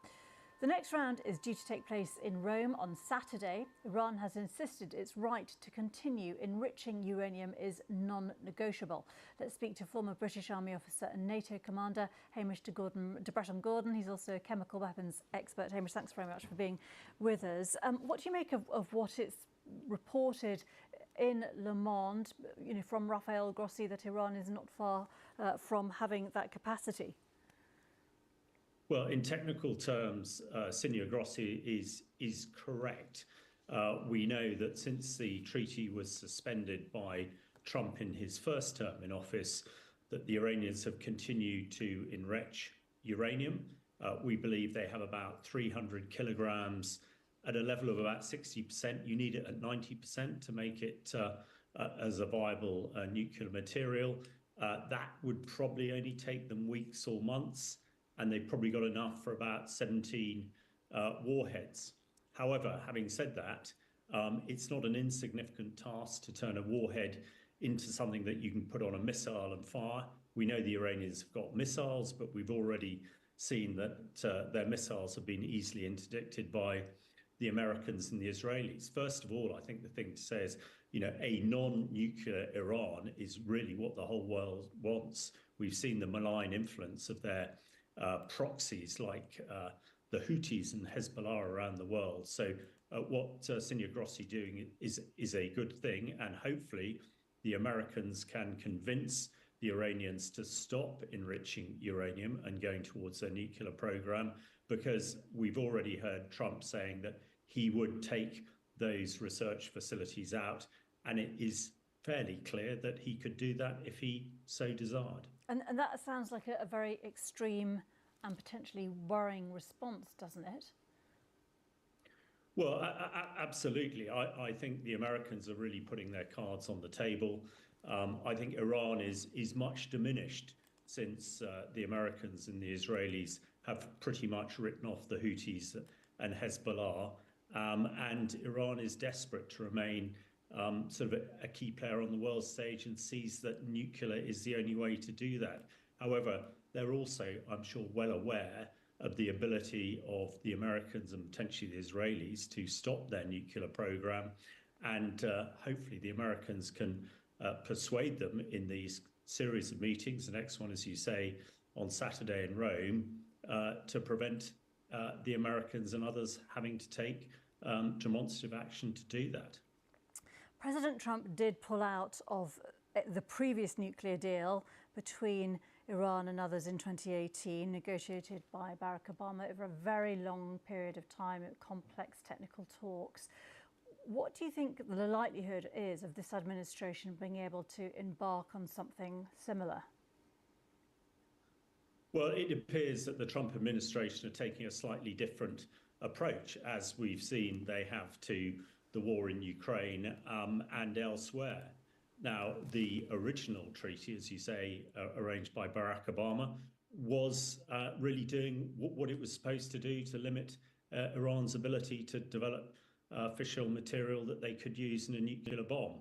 And had that continued, one assumes that they would be no closer to making a nuclear bomb than they are now. However, having said that, Trump has a different approach, and we have seen that he's been successful in nullifying the Houthi threat down in Yemen, and this might well be successful. But of course, one would hope that treaty and negotiation is the best way to reduce the threat of an Iranian nuclear weapon, rather than actually conflict that could spiral further conflict in the region. Hamish de Bretton-Gordon, thank you very much indeed for your time today. Pleasure. Today we're talking about a small indie company. You may have heard about them before, Cloudflare. They're very, very small. They're only being used on like 20.5% of websites. They're used for a lot of different things, from hosting to file management to CDNs to, most importantly, DDoS protection. Using Cloudflare to prevent your services from being hit with DDoS is incredibly common. There's a good chance you're buying your domains through them. There's a good chance you're using the CDN for other things too. Cloudflare has taken over the web, and the vast majority of heavy traffic, heavy value services are using Cloudflare somewhere in their stack. At the very least, they're using it as that DDoS layer.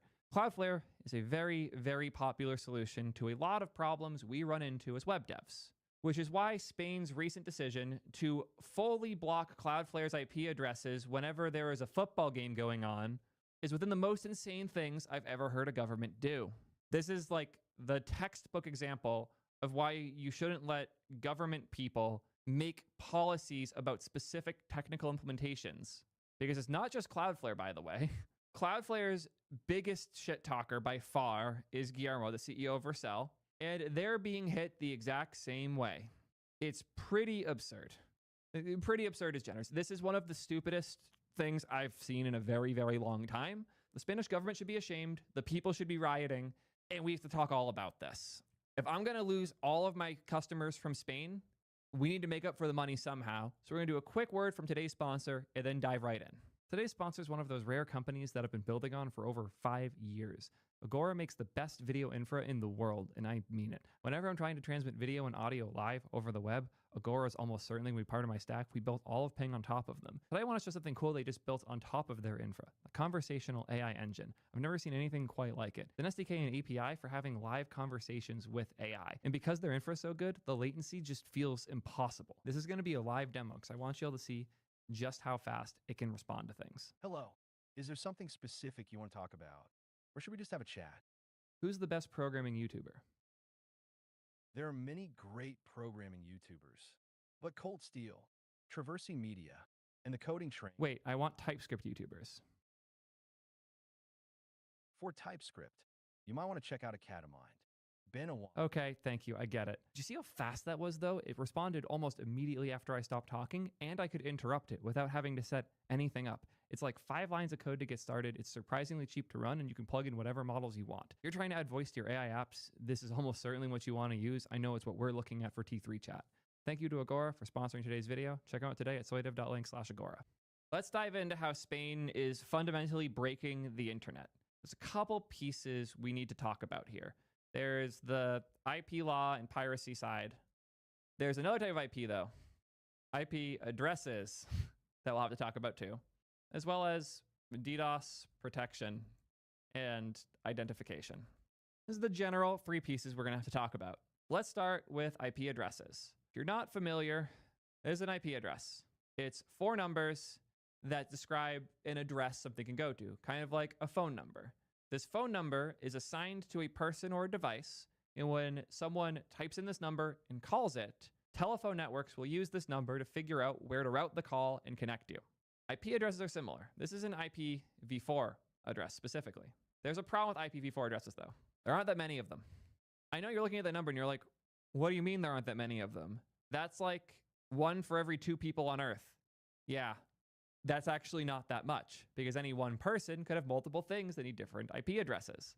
And more importantly, a lot of these are reserved for certain things, like privacy, like local usage, etc. IP addresses are sold in blocks, which are chunks of address space that can be used for different things. And most of those chunks are taken. We are actually in the middle of an IP crisis. We are out of IPv4 addresses. This is bad. I don't know about you guys, but I have a lot of websites. This is hilarious. Here is just a taste of a bunch of the domains that I currently have set up on one of my Vercel accounts. I have a lot of domains. If each of these was its own IP address, that would not be viable because I, as one person, have a ton of domains. It's very surprisingly easy to use up a lot of them.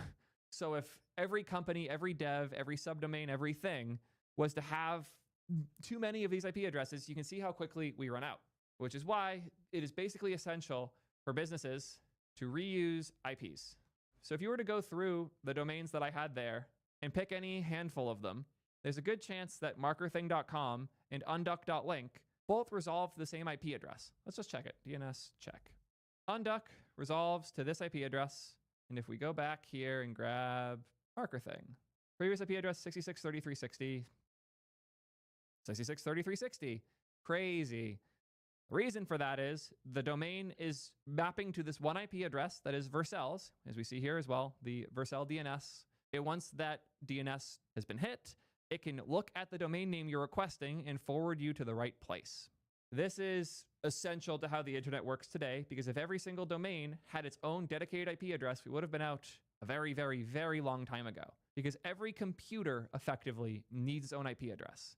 Every computer in your house, every computer at AWS, every computer that Facebook is using to host their servers, every phone in your pocket, everything needs an IP address in order to send things to and from it. So if we are out of them, we are screwed. And that is why we have IPv6. IPv6, there's a lot more of. Yeah. My face is cutting off the answer because it's such a big number. 2 to the power of 128. There are significantly more IPv6 addresses. Show one. They look like this. IPv6 is awesome because we won't run out of them, like ever. It's basically theoretically impossible to. The problem is that most things don't support it. Things like your ISP, which is your internet service provider. They don't support IPv6 probably, which means if you have a domain that resolves to an IPv6 address, it will choke up and fail. As such, most websites, I would go as far as say pretty much all websites, are still expected to run IPv4 for their hosting. This is the problem. So how do we handle this with a service like Cloudflare or Vercel? Every time I make a build on a service, whenever I push code up to GitHub, a environment is created, and that needs to have an IP address for you to get to it. So if every time I did that for every project, I created an IP address, I personally have published tens of thousands of instances that theoretically would need their own IP. That is not viable with IPv4. So what all of these services do is they have a pool of IP addresses that aren't shared amongst a customer, they're shared amongst customers. So when I register on Cloudflare and you register on Cloudflare, we both are getting the same IP addresses. The reason that this is important, the reason Cloudflare is in front, is because they're going to protect you from things like a DDoS attack. You might have seen this screen at some point in your life, checking your browser before accessing. This is a thing you can set up with Cloudflare to check the user before they go in. So if your site's suddenly getting way too much traffic and you think you might be getting DDoSed, they will add a check step in front where a different page is loaded, checks to make sure you're a real user by running certain JavaScript and other characteristics that are really hard to emulate with a bot to see if you're a real user. And if you are, then it lets you through. This is essential if your services are getting spammed and attacked. One of the best products for this. Vercel is starting to catch up with theirs, but like those are the two best options by far for protecting your services from getting denial of service attacks via massive distributions of spam. Very, very common. And this is the thing, like I would guess half or more of the websites I go to are using either them or Vercel to solve this problem. I know we rely on them heavily to keep T3 chat from getting spammed to all hell and back. It's essential for the success of our services. But that means we're all relying on Cloudflare, and more importantly, our URLs point to one of Cloudflare's IP addresses. Cloudflare has a large bucket of people using it. And we're actually going to pull up an old rant. There's a decent chance you guys have seen this rant already because we go to my channel and we sort by most popular. It almost got 1 million plays. The problem that this video is discussing is a random company, Brand Shield, got itch.io taken down because they went to the DNS provider and said, hey, you have this game on your service that is breaking the law, take it down. So I'm going to grab this diagram because we're going to reuse it because things get a little more absurd. Let's pretend the people who were sharing the piracy streams were doing it on Twitch. We'll pretend Twitch uses Cloudflare. They don't. They use AWS. We'll pretend. DDoS protection. We'll also have DNS, which is also Cloudflare. Registrar, which is also Cloudflare. We're going to add some layers here. I'm going to delete all these parts. Let's say we have like this rough stack.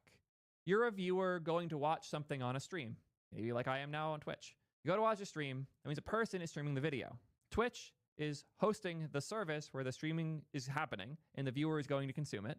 Cloudflare has the DDoS protection layer in front of it. They also probably are providing server, stuff like that.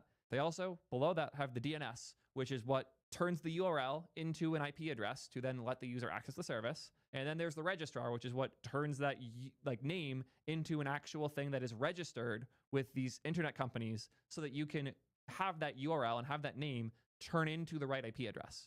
All of these layers are necessary for a service. So let's say the person here is breaking the law. We'll pretend that the streamer in the middle here is streaming copywritten content. Totally never happened before, right?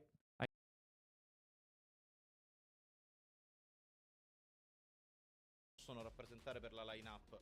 Dall'altra parte arriva Varus per Patrick, uno dei, stavo per dire suoi sempreverdi, ma in realtà ormai è un sempreverde abbastanza universale, sì, un campione che si fa veramente fatica a non vedere spuntare fuori anche soltanto nelle prime scese in campo in una Fearless, perché c'è molta fretta anche banalmente di toglierlo dalle mani dei giocatori avversari, perché è un champion che ti gioca, un champion che tutti ritengono molto efficace. Chase, una delle rare volte che vediamo questo champion scappare dalla panchina dei ban, e lo vediamo effettivamente scendere in campo. Un pick che per Adam lo ricordo con molta efficacia proprio in quella serie contro i Vitality che diede la vittoria ai Rogue e il loro punto in classifica. Un game assolutamente mostruoso di Adam, dove uscì dalla fase di corsia con qualcosa tipo 6-7 uccisioni, molte contro il top lane avversario, ma alcune anche in 1v2 contro top laner e jungler, e da lì lo snowball fu veramente facile. E parlando Non di top sarà laner, forse altrettanto facile contro questo Sion. sì, la cosa che però mi sorprende è vedere né bannato né piccato Rumble a questo punto. Un campione È vero. che attraversa questa fase di draft totalmente non considerato. Va anche detto che siamo in una Bio3 Fearless e di conseguenza alcune cartucce te le vuoi tenere per dopo. È una cosa che stiamo osservando in Europa sempre di più, dove non si vanno a giocare delle draft dove prendi tutto il tier 0 che hai a disposizione, semplicemente perché sai che questo rischia di lasciarti all'asciutto andando avanti poi nella serie. Prendi un pochino più con comodo, un pochino più con calma. Anche Makai, pick molto prioritario, molto importante, molto efficace per Larsen, devo dire, alla fine come campione. È secondo me esattamente un po' lo stile di champion che Larsen dovrebbe puntare a giocare di più, a giocare maggiormente. Sono quei champion con cui può essere aggressivo, con cui può ingaggiare, portare utility alla squadra e con cui può essere anche un po' scellerato, diciamo, senza venire immediatamente punito. Maokai alla fine è un campione che dà una buona rete di sicurezza a chi lo pilota, banalmente per la sua tankosità, ma anche per molti strumenti di la breve invulnerabilità dell'avanzata turbinante o in generale altri modi con cui si approccia alle schermaglie ai fight.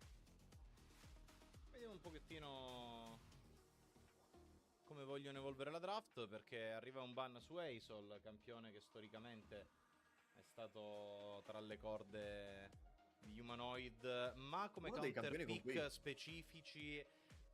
Detta in soldoni, qui immagino che Larsen voglia andare a giocare uno dei suoi soliti, alla Orianna, Sì. quei maghi da controllo che soffrono altri maghi da controllo, come Eisol, e che soprattutto ne soffrono lo scaling. Se non Orianna, Esatto. Victor a questo punto. Esatto, non mi aspetto certo che Larsen voglia portare qualcosa in quella corsia centrale che metta tanta pressione a Humanoid. E Humanoid già anche molto di recente con questo Aurelion Sol ha dimostrato che è un campione con cui se il team avversario non lo mette sotto pressione, se non lo costringi a dover giocare un pochino più un pochino meno con calma, diciamo, allora scalerà e diventerà un'immensa minaccia del late game. Nel frattempo comunque Victor arriva e immagino che il ban di Eisol fosse per settare quello, ma il ban di Eisol setta anche Orianna, che viene quindi selezionata, come dicevamo, da Humanoid. Yes. Composizione del danno molto definito, quella dei Fnatic. È vero che Kalista dal mid al mid to late scala comunque bene, perché è una Kalista che riesce a mettere giù un importante DPS. Abbiamo Rell Orianna per i teamfight, quindi il danno esplosivo di certo non manca a questa composizione. Ma non è di certo una composizione che guardi e dici wow quanto DPS che hanno. No, è vero, è vero. Da quel punto di vista ho molto più paura del potenziale di esprimere danno della Quantero, sicuramente. Bisognerà vedere tra l'altro perché identità di Varus andrà a Patrick. Ovviamente c'è sempre la dualità di Varus dell'alterità, più safe, più facile riuscire a esprimere il potenziale del campione, ma farebbe sicuramente un po' fatica contro l'identità di un Sion, l'identità di una Rell, quel tipo di playstyle da ricercare per la frontline avversaria. È un game dove comunque non c'è tanta responsabilità di danno nelle mani di Varus. Ai Jace e ai Victor che dovrebbero essere più che protagonisti nel portare il DPS della squadra avanti nelle fasi più avanzate del gioco. Adam Shurelia. Come lo vedi lo Shurelia su Jace?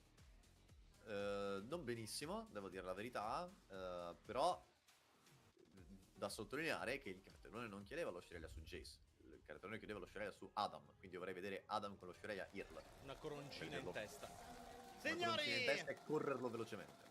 Landa degli evocatori! Inizia la serie con una collocazione spaziale molto curiosa del punteggio dei due team. Perché sono così fuori asse rispetto a tutto il resto? Non riesco a guardare nient'altro. No, è un'elevazione a potenza, Roberto. È Fnatic alla 3-1. Ma non sono a potenza, sono a Berlino.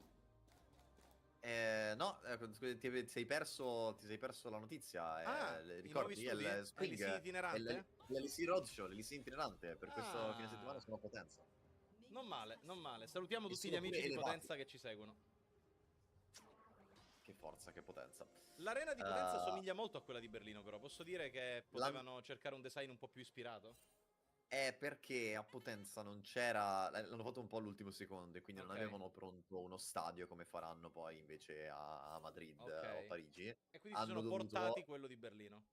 Bravissimo, hanno preso uno stormo di elicotteri che ha sradicato lo studio da Berlino e l'ha depositato. Come succede a normalmente Potenza. in questi casi. Sì. Sneak in avanti, scudo per lui. La forma umana diventa forma cavallo per tornare al sicuro. Si cerca ovviamente di giocare sul livello 1 di Alistar. Si ha l'initiator per un forte 2v2 e quindi vuoi livello 2 prima della due lane avversaria. Anche perché Patrick con un Varus on hit avrà meno potenziale esplosivo di una Kalista che comunque è un early game molto forte. Miki continua ad essere aggressivo, continuano a far staccare la wave, ad andare in avanti. Livello 2 che arriverà tra 2 minion per Kalista. E infatti col prossimo ci siamo. Eccolo lì. Trovata la prio in corsia inferiore, i Fnatic sono veramente tranquilli adesso. La cosa più standard che ci si possa aspettare, la prio della lane che sta affrontando Alistar.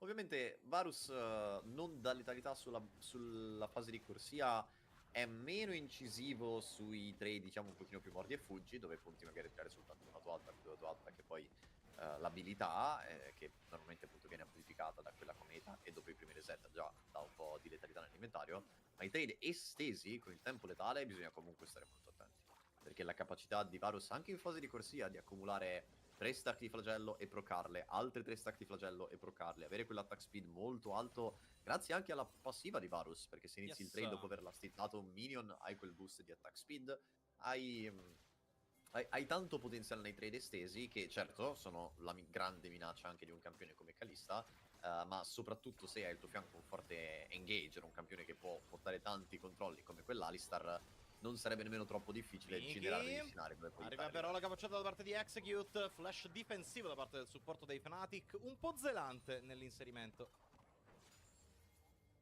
Sì, un po' troppo aggressivo forse qua Miki, ma a prescindere anche dal, diciamo, l'inserimento di Miki e quello che è successo a Miki, che si è preso il danno della torre, come vedi le barre di HP tra Varus e Kalista danno comunque molto favore a Varus su questi primi scambi. Upset non è riuscito a accumulare tanti giavellotti e farli scoppiare, è stato semplicemente uno scambio di qualche auto-attack, ma Patrick già stava accumulando l'attack speed prima auto-attaccando la rell e quindi staccando il tempo letale, ed è stato molto più efficace quando i due tiratori sono andati testa a testa.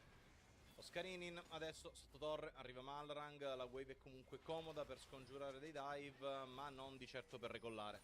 Arriva un gattino, esplode, tempo losso sul quadrante superiore, già forzata, e Adam è molto veloce con Jace a pulire l'ondata, quindi Oscar inizia a sentire odore di quello che sarà il suo destino. Sta rigenerando veramente tanta salute tra biscotti e scudi di Doran, comunque il dive è buono, ma Malrang cadrà per mano di Upset!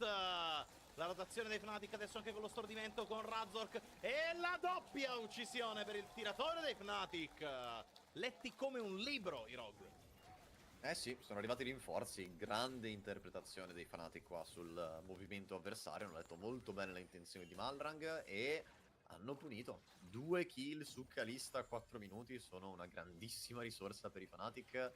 Adam e Malrang entrambi hanno deciso comunque di non investire il loro flash in una play del genere, e sono d'accordo, perché alla fine flashare per Malrang sarebbe stato completamente inutile, era già spacciato praticamente quando il dive è iniziato, quasi a prescindere che fosse arrivato Upset, sarebbe stato il sacrificio, e Adam al massimo avrebbe scambiato il suo flash con quello di Razork, che è uno scambio che i Fnatic sono, direi, abbastanza contenti con fare. Humanoid continua a marcare periodo sulla mid lane, comunque Larsen non se la sta passando benissimo con questo Victor. La differenza è negli acquisti, perché comunque Orianna molto probabilmente la vedremo col ferro se vuole avere impatto immediato, col Seraph se vuole andare a scalare, mentre Victor, doppio rubino, sarà bastone secolare per lui. Il doppio rubino nel build path del fermacarte di Petricite, devo dire, è stata una manna dal cielo. Ha reso così più sano il build path di quell'oggetto. Poter investire 800 gold in combat stat invece che mana totalmente inutile. Che miglioria. Non male, non male. sicuramente un gran ringraziamento che arriva da parte dei laner, dei maghi da corsia che vogliono andare verso quell'oggetto. E il Guarda che mana bella è wave che ha qui tra l'altro Sion per continuare a tenere tutto nella sua metà campo. La mappa dei Fnatic è messa veramente bene. Sì, sì, molto bene. Direi che va... Oh, mi trattengo? Ok, flash per flash. No, dicevo, direi che va processato sotto qualche tribunale l'operatore di regia che ha deciso di staccare l'inquadratura della botlane proprio mentre Oscar stava caricando la Q su quella gigantesca ondata di minion.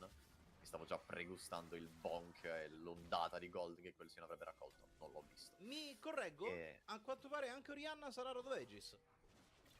Eh sì. Ok, però... abbiamo preso anche per lei questa piega. Ormai l'oggetto è veramente fuori scala, lo stiamo vedendo su chiunque. È molto forte, sì, è molto forte. Alla fine capisco abbastanza l'intenzione di Humanoid. Viene un po' forse da pensare normalmente che guardi Kalista e quindi vedi Kalista, vedi Pantheon e dici ok, la Comp dei Fnatic vuole darsi un'accelerata, non perdersi troppo in chiacchiere. Upset ha già ampiamente dimostrato che la sua Kalista è una minaccia quasi più il da late game. trenino schivato di flash, Patrick al sicuro, rallentato Malrang, Giavellotto decimale con nette, ma si disinnesca qui. Rogue prendono il drago, sopravvivono per raccontarlo. Trade cross map che però costa diverse summoner.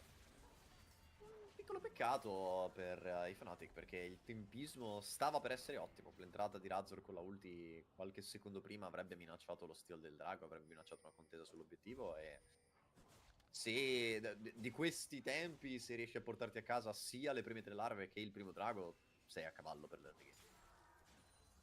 E comunque per i Fnatic aver preso le larve è buono perché la loro composizione vuole premere a prescindere dall'early al mid game. Quindi prendere l'obiettivo che ti permette di smontare meglio la mappa contro quello che comunque vedrebbe dei rogue già impostati sullo scaling, draghi o meno, va bene per gli arancioni questo. Direi di sì. Humanoid, ottima condotta di gara sulla mid lane. 2 ondate di vantaggio nei confronti di Larsen. Continua a premere e adesso le ondate sono numeralmente 3, però questa da Larsen va ancora farmata. Larsen tra l'altro continua a giocare senza mana pur di andare a contestare il push di Humanoid, che sta veramente avendo un eccellente Orianna. Eh sì, l'abbiamo visto comunque è qualche minutino che Malrang è abbastanza adoperato a giro per la mappa, non ha trovato quindi il tempo di andare ad aiutare Larsen a ritagliarsi una finestra per il reset, anche perché comunque l'attività di Malrang l'ha portato anche a trascurare abbastanza il suo clear. Tra i due jungler c'è una bella differenza, Razor sta iniziando a prendere dei buoni vantaggi anche solo monetari, che per Pantheon rispetto a Maokai sono ottime cose da portarsi a casa, e di conseguenza i rogue stanno un po' accusando il fatto di non avere il jungler libero per poter aiutarli a smarcarsi su determinati spot o contestare spazi specifici di mappa, quindi finiscono per dover cedere un po' più di libertà nelle corsie ai Fnatic. Però è un problema per come i rogue vogliono impostare la mappa, perché è vero che possono scalare molto bene con il Varus on Hit, è vero che Victor avrà una traiettoria di scaling simile a quella di Orianna, ma partiamo da qui ad esempio. È Victor Road of Aegis contro Orianna Road of Aegis. Road of Aegis è un oggetto che chiudere prima del tuo avversario fa una gran differenza. E si combatte in both side. Arriva lo yo-yo su Mickey che viene subito ricacciato all'indietro. Upset continua a fare DPS su Patrick. Vogliono abilitare il dive, ma non c'è l'ondata. Una tempistica un po' strana sulla wave questa da parte dei Fnatic.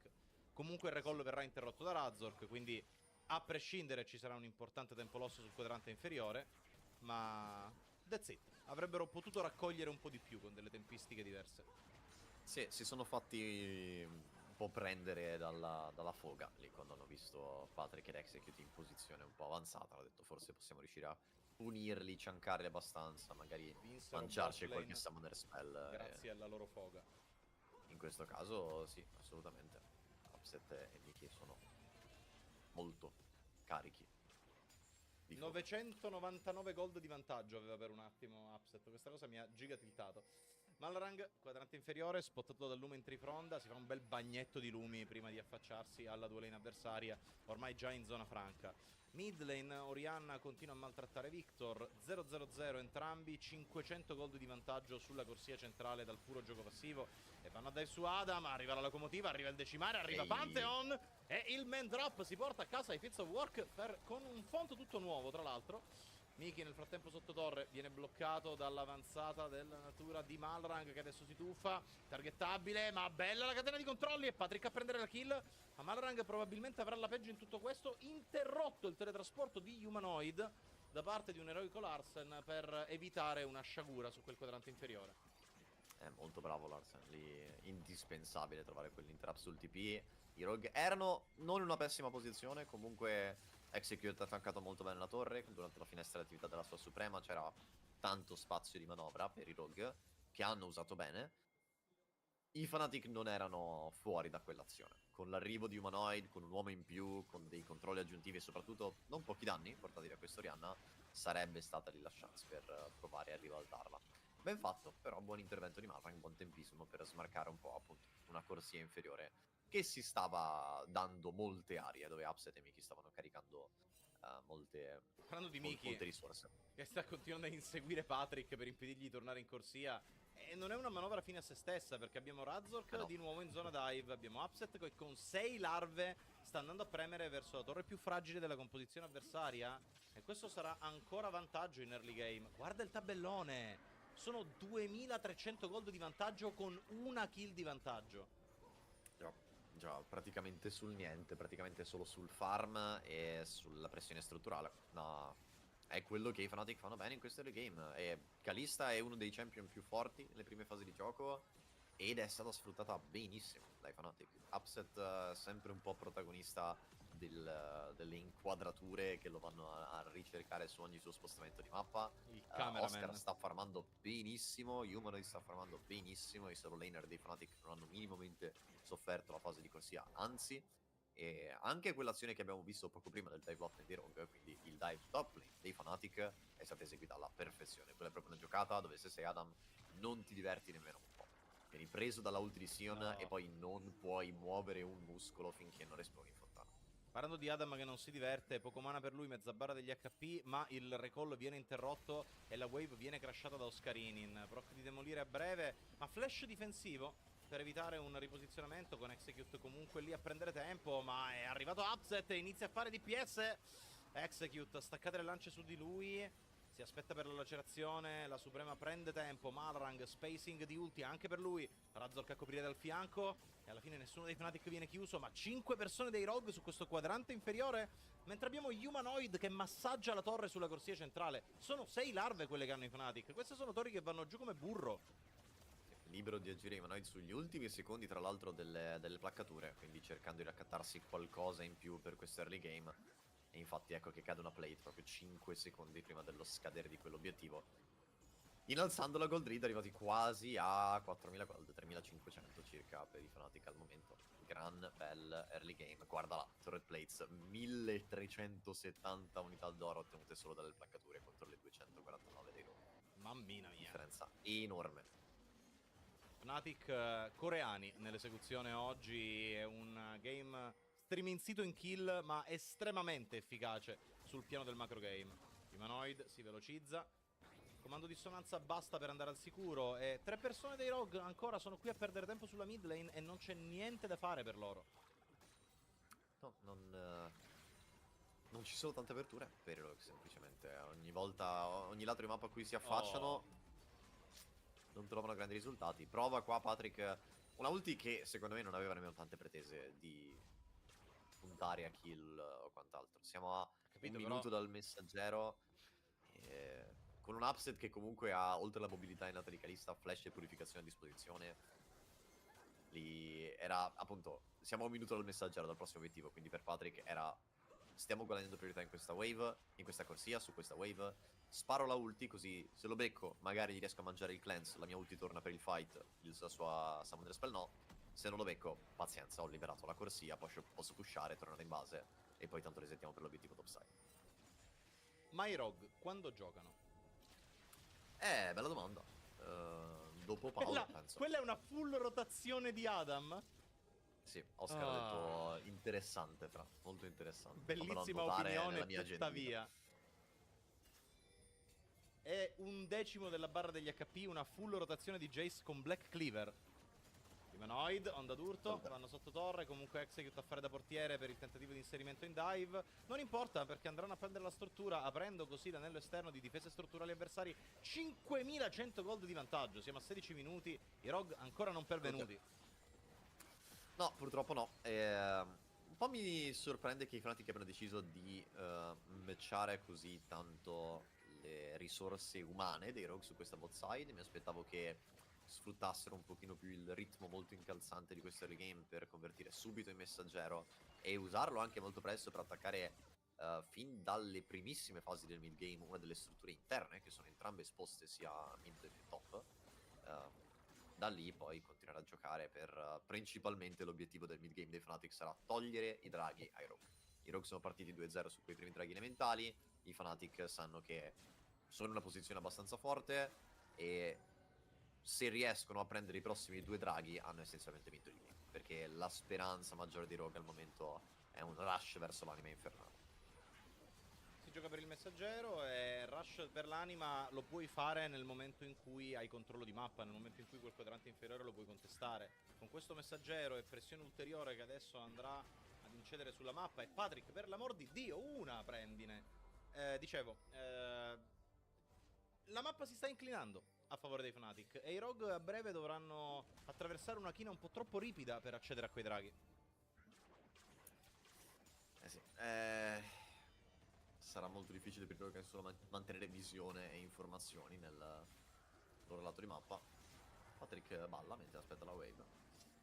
L'importante è non perdersi d'animo, I guess. Sono d'accordo, un'attitude positiva al riguardo aiuta. Dai che la prossima la giochiamo. E che adesso tocca anche a noi. Alla fine League of Legends è un gioco a turni, no? Sì. Sta durando molto il turno avversario, ma prima o poi... Guarda, stai parlando con quello che ha un concetto di durata dei turni tra i 3. Mi rendo conto che ho proprio scelto la persona giusta per lanciare questa metafora. Cioè siamo a 18 minuti, è la durata di un medio turno 1 nei miei lidi questa, quindi per adesso siamo comunque lì. Sì. No, devo dire, è molto cortese da parte di Yugi essere un gioco che ti dà il tempo di andare a farti un caffè dopo che sei già entrato in partita. Sì, ma anche la cena. Per rimanere lucidi, astuti, hai bisogno di caffeina, hai bisogno di quel boost. Ci pensa il gioco, ti dà tutto il tempo necessario. Primo drago quindi andato, diciamo la quantità di draghi del mid game, ormai lo possiamo un po' definire anche in questo modo. 2 draghi appartengono all'early game, 2 draghi appartengono al mid game, poi dal quinto drago in poi si parla già un po' di principio di late game. Soprattutto in un meta dove le partite tendono a ormai non andare così lunghe. 7 stacca a testa sui bastoni secolari, sulle Rodo Pages, quindi ancora si sta aspettando un pochino per il pieno potere. Entrambi i mid laner stanno andando a itemizzare verso le loro bruciature come secondo item. In questo momento la punta di diamante dei Fnatic è ovviamente quella Calista. 2 oggetti interi, la possibilità anche di potenziare le scarpe al terzo livello. Se continuano a giocare attorno ad upset c'è molto poco che potranno fare. Ciuf, trenino in corsia inferiore, arriva il man drop. Oscar immune ai danni della struttura, Larsen non immune ai danni spartani di Razork. Un'altra kill raccolta sul quadrante inferiore e il gold in penna, sono 6.000 le unità di vantaggio adesso. Io mi immagino Pantheon che in un'azione del genere si tuffa dentro, piove, tira lo stordimento e poi issa il suo scudo, l'egida leggendaria di Targon che gli permette di evitare qualsiasi danno dalle entità poste dall'altra parte rispetto adesso, e poi si guarda a fianco e vede i colpi di torre scivolare su un Sion come gocce d'acqua sulle piume di un papero e pensa: ho veramente sbagliato tutto nella vita, dovevo fare il tank, vedi, come diceva mio padre, e invece volevo fare il fornaio o lo spartano, guarda dove sono finito. Comunque, una cosa molto divertente come colpo d'occhio che arriva da queste partite così passive è che i campioni accumulano tantissime risorse per tanto tempo. Quindi quando i campioni si presentano in uno scenario, sono in una forma spaventosamente diversa dall'ultima volta che hanno interagito con i campioni della squadra avversaria. E questo lo dico perché vedere Oscarinin che alla prima volta che si incontra con Adam in questa partita ha 1004 HP bonus di passiva. Vedere Oscar che sotto torre continua a ignorare qualsiasi cosa gli arrivi addosso fa veramente straridere. Se consideriamo quanta poca azione c'è stata finora e quanto comunque i campioni dei Fnatic sono ben farciti. Guarda, è un'altra nozione un pochino da card game, no? È il cercare di equivalere un po' tutto quello che succede, tutti gli scambi che avvengono ad un valore neutrale, tra virgolette, no? Un po' il classico elemento del card advantage, cioè tu hai usato 2 carte per rimuovere una carta dell'avversario. Tu hai usato 4 mana per distruggere la cosa che all'avversario è costato 2 mana, quindi l'avversario è in vantaggio. Oscar ha dalla sua passiva una quantità di HP che per toglierglieli Adam richiede almeno, direi, 5-6 delle sue abilità, più svariati auto-attack. Quindi una passiva vale come almeno 5 Q di Adam. Sì. Alla fine questo sta permettendo ai Fnatic di continuare a fare quello che stiamo vedendo, ovvero avanzare verso la metacampo avversaria. Non c'è nessuno ad impedirglielo, ragazzi. Vorremmo cercare di rendere più speziata questa partita, ma è PvE. Quindi non per adesso vi raccontiamo quello che sta succedendo, ovvero assolutamente niente. Si continua a pushare, 7000 gold sul tabellone, ogni volta che alzo lo sguardo sono 1000 in più. E i Fnatic stanno andando verso la più pacifista delle vittorie. Sì, sono in Civilization, stanno facendo la vittoria per turismo, probabilmente, questa è, direi. Stanno iniziando ad accumulare opere d'arte nei loro musei e la vittoria culturale, mi sembra si chiama. Secondo te cosa mangia Wally a cena?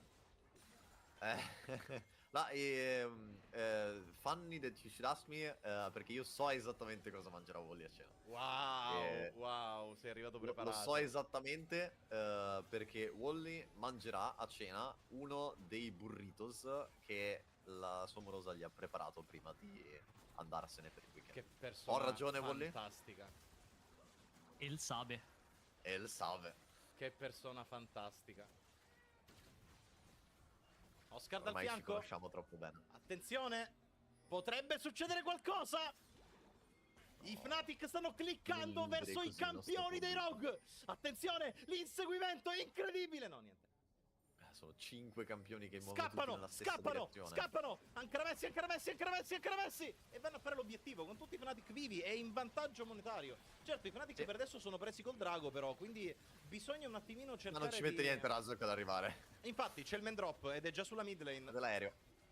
E arriva il trenino. Scarini in mezzo al team avversario. Arriva Razor che arrivano i danni. Il primo a cadere è Execute. Tuffo da parte di Niki in mezzo a 3. Tancherà abbastanza Rel. Non importa perché è già accaduto Atakan e lo raccolgono i Fnatic. Razor di nuovo in upset con il flash. Continua con la postura marziale e raccoglie un'altra uccisione. Rose portate a casa 8400 gold di vantaggio. Vorrei fare un rapido questionario in chat. Chat, per curiosità, chi è sorpreso di quello che è appena successo?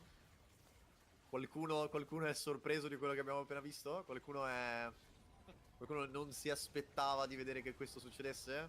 Perché, non lo so, allontanate i fra dai tornelli, stanno bruciando tutto. Vi prego. Penso che ciò che mi sembra di aver già visto succedere questa cosa prima che succedesse. Ho avuto una visione. Lo sapevi già, come la cena di Wally. Sì. Sto vivendo tra 5 ore. Oscar pretends to be shocked, sì, direi che questo è proprio il caso. Oscar, i danni su di lui da un Varusonit.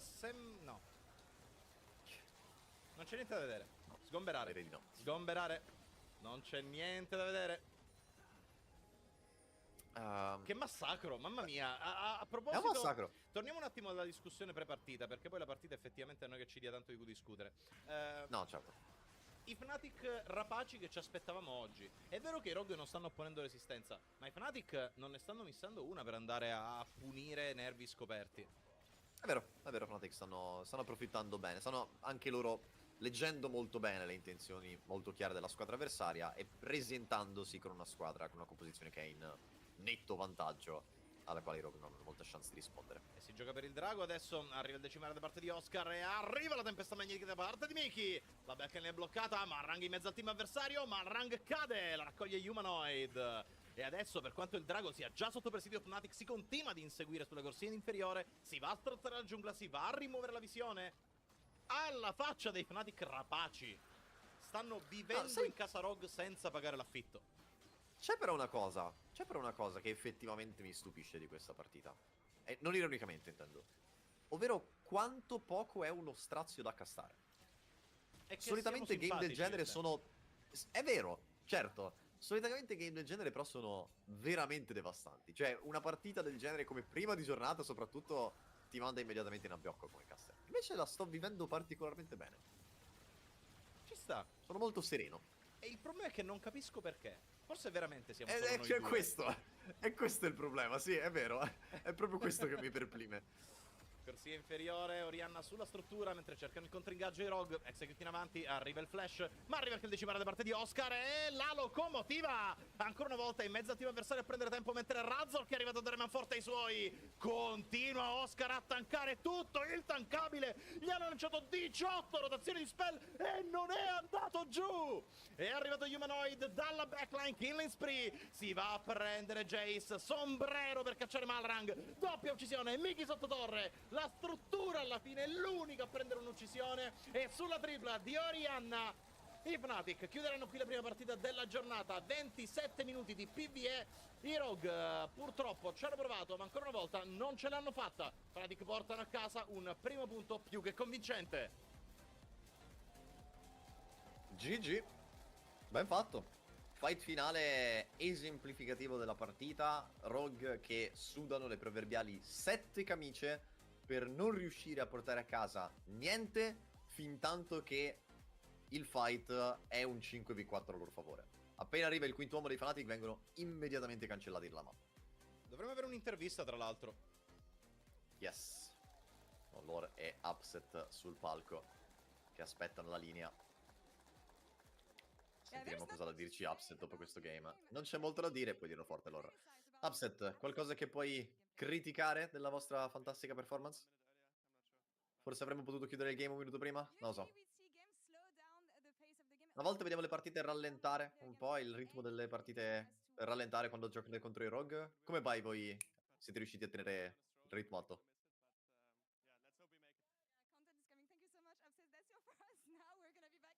Non ho colto in realtà la risposta di Upset qua, il principio della risposta, quindi perdonate ma non ho capito il...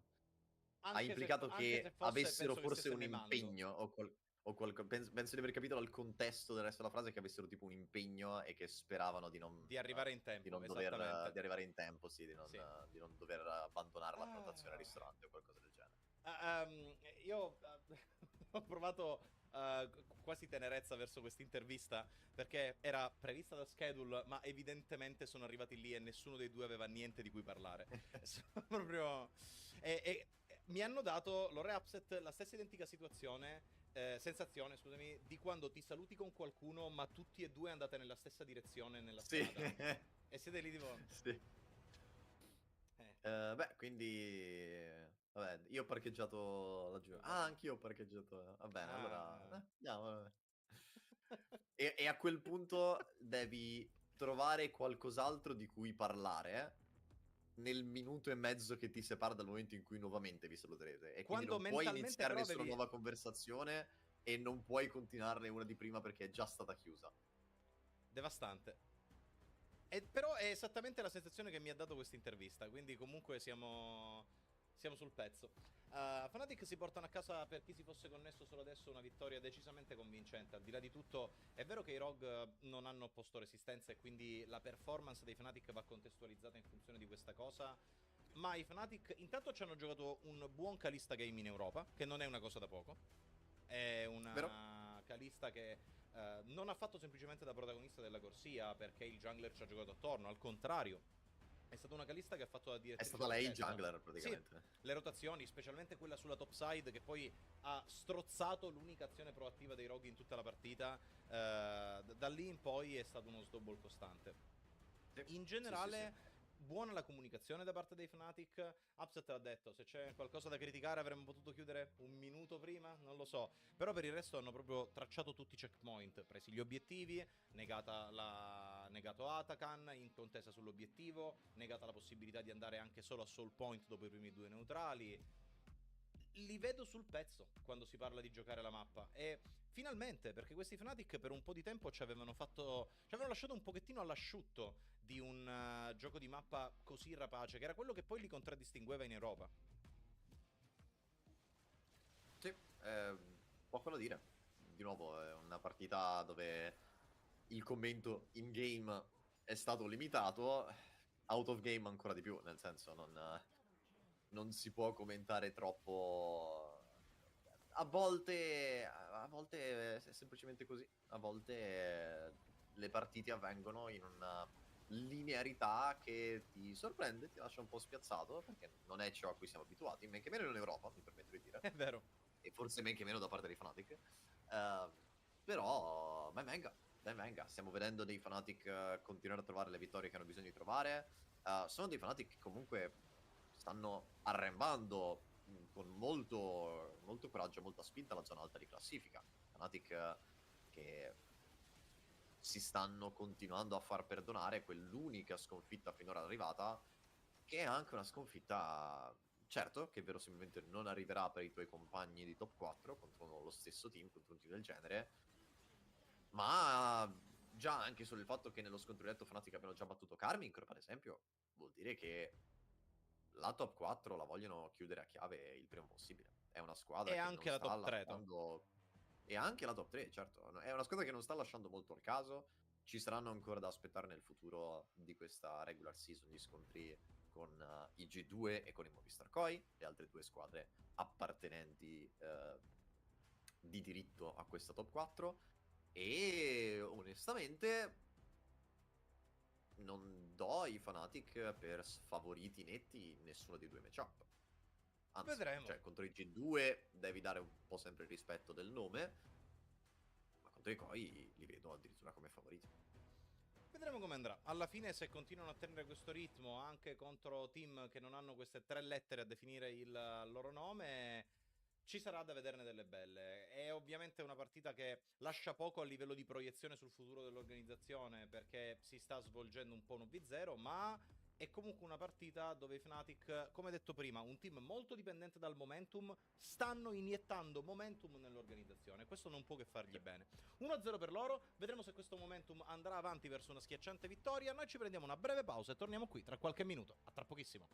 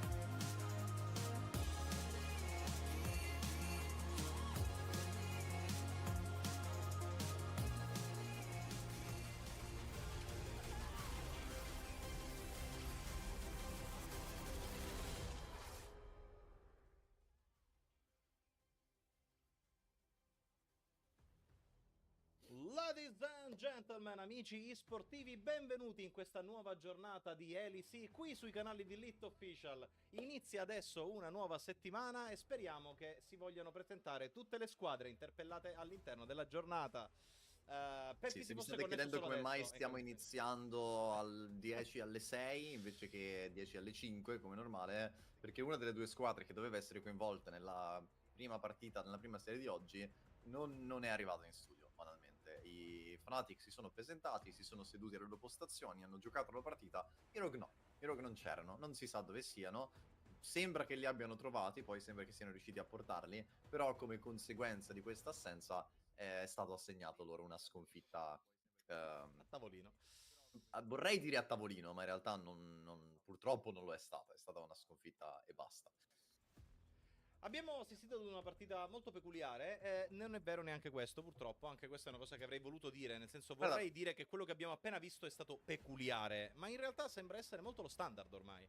Ti direi di andare un attimo sul feed, perché stiamo vedendo esattamente la No, causa. purtroppo sono appena arrivati e quindi Niente, è finita la il gag. tempo comico è morto. C'era la carrellata delle sedie vuote dei Rogue, perché i player erano ancora backstage, stavano aspettando di rientrare e quindi stavano inquadrando tutte le sedie una a una ed erano tutte vuote, ma niente. La gag è sfumata purtroppo. Cosa ci aspettiamo in questa seconda partita della serie? E per quanto possibile è una domanda seria, nel senso che come ti riprendi mentalmente? No, perché noi siamo soliti discutere, disquisire di che cosa succede mentalmente nella testa dei giocatori dopo che perdi una partita in maniera schiacciante, dopo che perdi una partita combattuta. Ma cosa succede dopo che perdi una partita che non hai giocato? Bella domanda.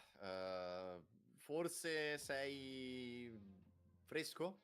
Forse sei abbastanza tranquillo? Forse è uno di quei game dove alla fine, secondo me, quello che definisce la difficoltà, la durezza di una sconfitta non è tanto se il game è stato combattuto, se il game è stato stompato, è banalmente quanto ci hai creduto.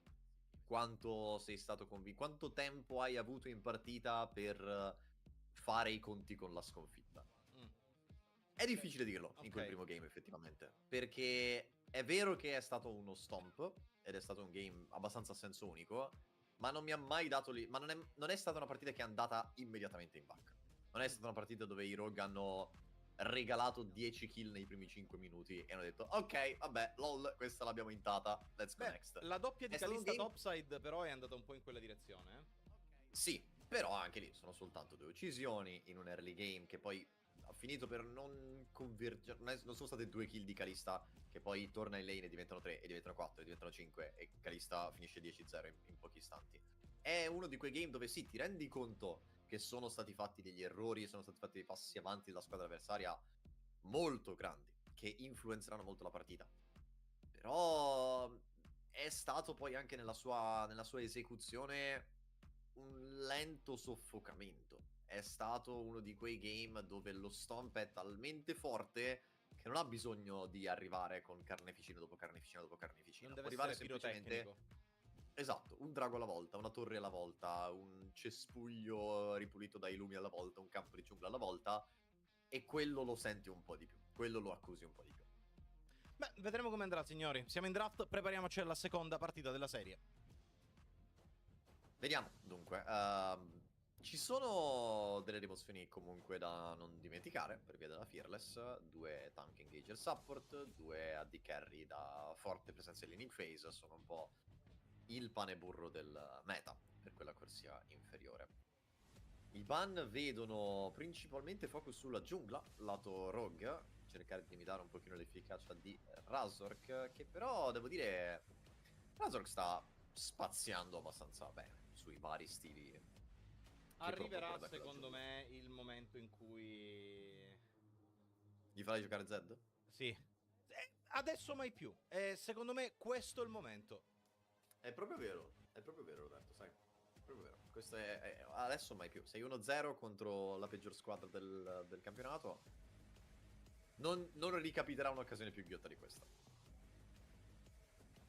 Perché ci sono delle emote che contengono degli interi video di Baus? Cosa? Cosa stai dicendo? C'è gente in chat che sta mettendo delle emote di 7TV e l'emote è una gif di un intero video di Baus. Ok, adesso si spiega questa cosa, perché io non ho 7TV, Ok. e quindi quello che ho visto scrivere da InsertName405 è Entire Baus Ultimate Solo Queue Guide on how to win with Sion, Gragas, Queen and Rammus, but also some useful tips and tricks. Ma cos'è sta emote? Ecco, io vedo una gif dell'intero video di Baus al posto di quello che tu stai solo leggendo. Wow. La scienza è andata veramente, veramente in là. A quanto pare Veramente c'è l'intera troppo trilogia lontano. del Signore degli Anelli. Wow, devo installare 7TV immediatamente. Mi guardo quella invece di questo game, sono più quelli. Ha senso. Rogue, dalla loro un over, vediamo se alla fine verrà confermato. Abbiamo l'uomo foresta. Allora, Ivern non ha ancora mai perso in LEC. Wow, Quindi hanno dovuto proprio arrivare a rovinarlo i Rogue. Quindi vedremo se questo win rate continuerà ad andare avanti, perché per adesso Thalia Miss Fortune, comunque i Fnatic stanno prendendo pick molto forti per questa patch, ma anche abbastanza risolvibili se draftati in alta rotazione. Quindi per adesso stanno dando delle occasioni ai Rogue di rispondere bene. Sì, ci sono diverse opportunità. L'over su Zyra è un po' appunto un altro grande stile di Razork, quando lo vai a limitare sui bruiser, sui tank da giungla. Molto capace anche con campioni più protagonisti come questa Zyra. Tanto potenziale di danno per adesso dai Fnatic, tanto occhio lanciato verso il teamfight. Campioni che, per carità, facendo molto affidamento sulle bruciature, Thalia e Zyra non si trovano benissimo spesso a giocare contro Ivern. Quindi per adesso, a livello di matchup, i Rogue sono messi abbastanza bene, direi. Vediamo come va avanti la fase di ban. Abbiamo Gnar che viene rimosso. Nel vedere i Fnatic che stanno andando di default su campioni abbastanza triti e ritriti, penso che stiano andando proprio a bannare questi campioni da League of Legends 1-0-1 per rendere meno immediato il piano di gioco dei loro avversari. Sì. col fatto che è stato loccato Ivern per i rogue, quindi l'uomo foresta, chiederei cortesemente se in chat possono mandare l'emote delle 2 torri invece che l'intera trilogia, così saltiamo la compagnia dell'anello, castiamo direttamente le 2 torri, così sono gli ent, e magari sembra anche che stiamo effettivamente castando la partita. Ok. Se ci concentriamo sull'arco della foresta di Fangor. Bromo qui mi piace se venisse loccato. Rakan fitta anche molto bene. Erano i 2 supporti plausibili per questa posizione. Rakan anche lui, stat astronomiche in questo momento. 10 vittorie e 4 sconfitte in quei dell'LEC. Jhin e Ashe, 2 pick che vanno molto bene contro Miss Fortune. Jhin meglio di Ashe, ma Ashe fitta meglio il concetto di voler mettere un DPS più neutrale, fitta meglio l'idea di giocare con l'Enchanter. Jhin di nuovo va a creare un danno molto settorializzato. Arriva comunque Jhin per la... Con Jhin ti esponi un po' anche al rischio del fatto che manca il top laner per i Fnatic, ci possono mettere davanti una montagna, un colosso, e rendere molto difficile esprimere il suo DPS. Spero che soprattutto se arriva questo lock di Garen non è che ci siano tanti campioni che si trovano bene. Blind Cannon, Adam? No. Cosa sta valutando? No, okay, Renekton, ok. È classico. Blind Renekton che potrebbe essere corrisposto da counterpick divertenti, ma temo questa cosa non succederà in questa partita. Blind Renekton è un campione abbastanza leggibile. Vediamo se vanno ad adattarsi in qualche modo, ma... È il Renekton di Adam, è qualcosa che storicamente mi ha... Insomma... Diciamo... Comprò le 2. La mamma mi ha insegnato che se non hai niente di carino da dire è meglio stare zitti. Beh, giusto. Arriva quindi la risposta del Jax di Oscar. Molto neutrale anche pezzo qui. grosso di frontline, qualcosa che sta bene di base di fronte a Renekton, qualcosa che può giocare per essere una forte minaccia nelle fasi più avanzate di gioco. Fnatic sfodera una comp per questo game 2 veramente fragile. Nessun campione, cioè, pochissimi di questi campioni vanno solo anche a buildare quantità considerevoli di HP. Se Humanoid va per Road of Ages potrebbe benissimo spuntare fuori come il campione con più HP della partita alla fine. Probabile. Sarà richiesto un game